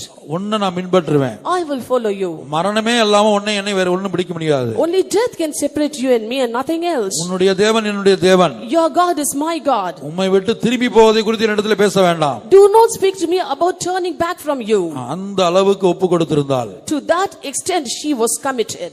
கர்த்தாவே, நீர் என்னை கனத்துக்குரிய காரியத்துக்கு, கனத்துக்குரிய ஊழியத்துக்கு பயன்படுத்தினாலும் சரி, Lord, you might use me for an honorable ministry, ஊழியத்திலே கனவீனமான காரியங்களுக்கு பயன்படுத்தினாலும் சரி, or you might use me for a dishonorable ministry, இல்ல ஊழியத்தில் எனக்கு ஒன்றுமே இல்லாமல் என்னை அமைதியாக சும்மா உட்கார வைத்திருந்தாலும் சரி, or sometimes you might not give me any ministry and make me to sit idle, ஒரு கெட்டுப்போன பாத்திரமாய் நான் இருந்தாலும் சரி, or I might be a marred vessel. நான் எந்த நிலவரத்தில் இருந்தாலும் உடைய கரத்திலே காணப்பட வேண்டும். I might be in any state, but I should be in your hands. சியோனே, கர்த்தருடைய கரத்திலே நீ காணப்படுவதுதான் உன்னுடைய மகிமை. O Zion, your glory is that you should be found in the hands of the Lord. நீ கனத்துக்குரிய பாத்திரமாய் இருக்கலாம், You might be a vessel unto honor, கனவீனமான பாத்திரமாய் இருக்கலாம், or a vessel unto dishonor. கெட்டுப்போன பாத்திரமாய் இருக்கலாம், You might be a marred vessel. ஒரு நற்கிரிக்கு உதவி இல்லாத பாத்திரமாய் இருக்கலாம். You might not be useful for any good work. கர்த்தருடைய கரத்தில் இருக்கிறாயா? But are you in the hands of the Lord? அந்த அனுபவத்தை காத்துக்கொள்வோம். You have to keep, or we have to keep that தொண்டையை experience. பிடித்துக் கொள்வது மூன்றாவது அர்த்தம். The third meaning is strangulating. மற்றவர்கள் நம்மை நடத்தட்டும், Let others lead us. நொறுக்கட்டும், Let them break us. இடிக்கட்டும், Let them pound us. கசக்கி பிழியட்டும், And they squeeze us. மனுஷர் எங்கள் தலையின் மேல் ஏறி போகட்டும். Let men ride over our heads. எப்படிப்பட்ட பாதையில் நடத்தப்பட்டாலும் சரி, In whatever path we are being led. நான் ஒரு பிரதிஷ்டை பண்ணப்பட்டவன். I am a dedicated person. நான் கர்த்தருக்கென்று என்னை ஒப்படைத்து விட்டேன். I have committed myself to the Lord. என்னுடைய விருப்பத்தின்படி அல்ல, Not per my wish, என்னுடைய வாஞ்சியின்படி அல்ல, not by my word, உம்முடைய சித்தத்தின்படி. by your will. நீர் எந்த பாத்திரத்தில் என்னை பானம் பண்ண வைத்தாலும் சரி, You might make me to drink in any vessel. அந்த பாத்திரத்தில் பானம் பண்ண நான் ஆயத்தம். I am ready to drink from that vessel. அடுத்து நம்மை நாமே மரணத்துக்கு ஒப்பு கொடுப்பது. Next, giving us ourselves to death. இயேசு மனப்பூர்வமாய் இறங்கி வந்தார். Jesus wholeheartedly came down. யாரை நான் அனுப்புவேன்? Whom shall I send? இயேசு இறங்கி வந்தார். Jesus came down. இயேசுவை தியானிப்பதற்கு முன்பாக Before meditating about அந்த Jesus, சவுலின் ஆயுததாரியை நோக்கி பார்ப்போம். let us look unto the armor bearer of Saul. அதை அவனோடு ஒப்பிட்டு நாம் தேவனிடத்தில் ஜெபம் பண்ணுவோம். Let us compare us with him and pray unto God. சியோனே, இந்த பிரதிஷ்டையின் குறைவுள்ளவனா இருக்கிறாயா? O Zion, are you lacking in this consecration? எருசலேமே, ஆயுததாரியின் ஜீவியம் உனக்கு இல்லையா? O Jerusalem, don't you have the life of the armor bearer? கல்வாரியிலே தொங்கிக் கொண்டிருக்கிற இயேசுவை நோக்கி பார்ப்போம். Let us look unto Jesus who is hanging on Calvary. சிலுவையிலே அறையப்பட்ட இயேசுவை நோக்கி பார்ப்போம். Let us look unto Jesus who was nailed to the cross. அவருடைய முகத்தை நோக்கி பார். Look unto his face. அவருடைய தலையை நோக்கி பார். Look unto his head. ஒவ்வொரு முள்ளுகளும் அந்த தலையை குத்தி குத்தி குத்தி ரத்த வடிவதை நோக்கி பார். And every thorn was piercing his head and blood was gushing out. Look unto it. அவருடைய கரங்களிலும் கால்களிலும் ஆணிகள் கடாவப்பட்ட காட்சியை நோக்கி பார். Just look unto his hands and feet where the nails were pierced. மொத்த சரீரத்தில் மாம்சம் கிழிந்து தொங்கி எலும்புகள் எல்லாம் எண்ணக்கூடிய விதத்தில் இயேசு தொங்கிக் கொண்டிருக்கிற காட்சியை நோக்கி பார். And look at the sight of Jesus. His flesh was torn all over the body and his bones were protruding out. அப்போது நமக்கு தேவன் கொடுத்த பட்டயம், தேவ வசனமாகிய பட்டயத்தை எடுப்போம். Then will we take up the sword given by the Lord, which is the word of God. சுயத்துக்கு மரிக்க தீர்மானிப்போம். We will decide to die for ourselves. அந்த தேவனுடைய வசனமாகிய பட்டயத்தை கொண்டு, தேவனுடைய வார்த்தையாகிய பட்டயத்தை கொண்டு நம்முடைய சுயத்தை வெட்டி சாகடிப்போம். And we will use the word of God, which is sword, and kill and slay ourselves. இயேசுவை நோக்கி பார்க்கும்போது When we look unto Jesus, மாம்சத்துக்கு மரிப்போம், we'll die to our flesh. லௌகீகத்துக்கு மரிப்போம், We'll die to worldliness. பாவத்துக்கு மரிப்போம். We'll die to sin. தேவனுடைய வார்த்தை என்கிற பட்டயத்தை நட்டு யாரும் சொல்லி அல்ல, கட்டாயப்படுத்தி அல்ல, ஒவ்வொரு தேவ ஊழியரும் மனப்பூர்வமாய் அந்த பட்டயத்தின் மேல் விழுந்து மரிப்போம்.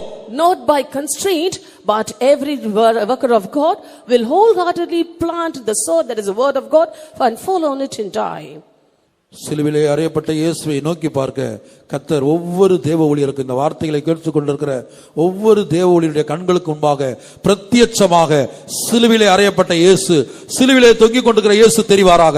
Before every worker of God who is listening to these words of God, let God be evidently set forth as the crucified and let them look at it. பூரண வடிவுள்ள சீயோன், Zion, the perfection of beauty. பூரண அழகுள்ள சீயோன், Zion, the perfection of beauty. ஒரு தேவ ஊழியரின் பூரண பிரதிஷ்டைதான் அந்த சீயோன். Zion is the perfect consecration of a worker of God. ஒரு மெய்யான தேவ ஊழியரின் பூரண பிரதிஷ்டைதான் அந்த சீயோனின் பூரண வடிவு. The perfection of beauty of Zion is the perfect consecration of a true worker of God. அந்த பூரண வடிவுக்காக வாஞ்சிப்போம். Let us decide the perfect beauty. அந்த பூரண பிரதிஷ்டைக்காக தவிப்போம். Let us long for the perfect consecration. நம்முடைய ஒவ்வொருத்தருடைய தனிப்பட்ட ஜீவியத்திலும் காணப்படுகிற பிரதிஷ்டையின் குறைவுகளுக்காக மனங்கசந்து அழுவோம். Let us weep bitterly that we lack in the consecration in our personal lives. ஆயுததாரிக்கு அந்த இருதயத்தை கொடுத்த கர்த்தாவே, O Lord, who gave that heart to the armor bearer. சிலுவையை நோக்கி பார்த்து நோக்கி பார்த்து நோக்கி பார்த்து நான் என்னை சிறுமைப்படுத்த, நான் என்னை உடைக்கப்படுவதற்கு, நொறுக்கப்படுவதற்கு, தாழ்த்தப்படுவதற்கு, சிறுமைப்படுத்தப்படுவதற்கு ஒப்பு கொடுக்க எனக்கு உதவி செய்யும் ஆண்டவரே என்று கேட்போமாக. Let us ask the Lord, Lord, help me to humble myself, to break myself, to bring myself to a low estate when I look unto that cross.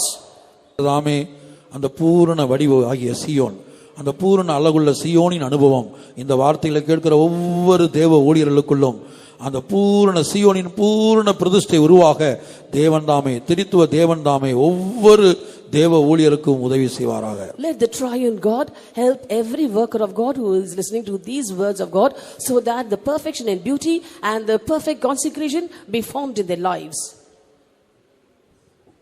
சந்தோஷத்தோடு எம் ஜீவனை ஊற்றிட சுவிசேஷ சேவையிலே, சந்தோஷத்தோடு எம் ஜீவனை ஊற்றிட சுவிசேஷ சேவையிலே, நிந்தையவமோதும் தொல்லைகள் துன்பங்கள் துக்கங்கள் ஒன்றனுக்காய் சுமந்தே, நிந்தையவமோதும் தொல்லைகள் துன்பங்கள் துக்கங்கள் ஒன்றனுக்காய் சுமந்தே, அன்பேதுவே அன்பேதுவே என்னை அழைத்த அன்பேதுவே, அன்பேதுவே அன்பேதுவே என்னை அழைத்த அன்பேதுவே, அன்பில் பரிசுத்தனாய் என்னை நிறுத்த பிதா நினைத்த பிறந்தேதுவே, அன்பில் பரிசுத்தனாய் என்னை நிறுத்த பிதா நினைத்த பிறந்தேதுவே, பூவில் பிதாக்களை போல் ஜீவித்தோரெல்லாம் பொற்பரன் இயேசுவுடன், பூவில் பிதாக்களை போல் ஜீவித்தோரெல்லாம் பொற்பரன் இயேசுவுடன், சீயோன் சிகரமதில் நின்று ஆளுகை செய்யும் நாள் சீக்கிரம் வந்திடுதே, சீயோன் சிகரமதில் நின்று ஆளுகை செய்யும் நாள் சீக்கிரம் வந்திடுதே, அன்பேதுவே அன்பேதுவே என்னை அழைத்த மாண்பேதுவே, அன்பேதுவே அன்பேதுவே என்னை அழைத்த மாண்பேதுவே, அன்பில் பரிசுத்தனாய் என்னை நிறுத்த பிதா நினைத்த பிறந்தேதுவே, அன்பில் பரிசுத்தனாய் என்னை நிறுத்த பிதா நினைத்த பிறந்தேதுவே, அன்பேதுவே அன்பேதுவே என்னை அழைத்த மாண்பேதுவே, அன்பேதுவே அன்பேதுவே என்னை அழைத்த மாண்பேதுவே, அன்பில் பரிசுத்தனாய் என்னை நிறுத்த பிதா நினைத்த பிறந்தேதுவே, அன்பில் பரிசுத்தனாய் என்னை நிறுத்த பிதா நினைத்த பிறந்தேதுவே, அன்பில் பரிசுத்தனாய் என்னை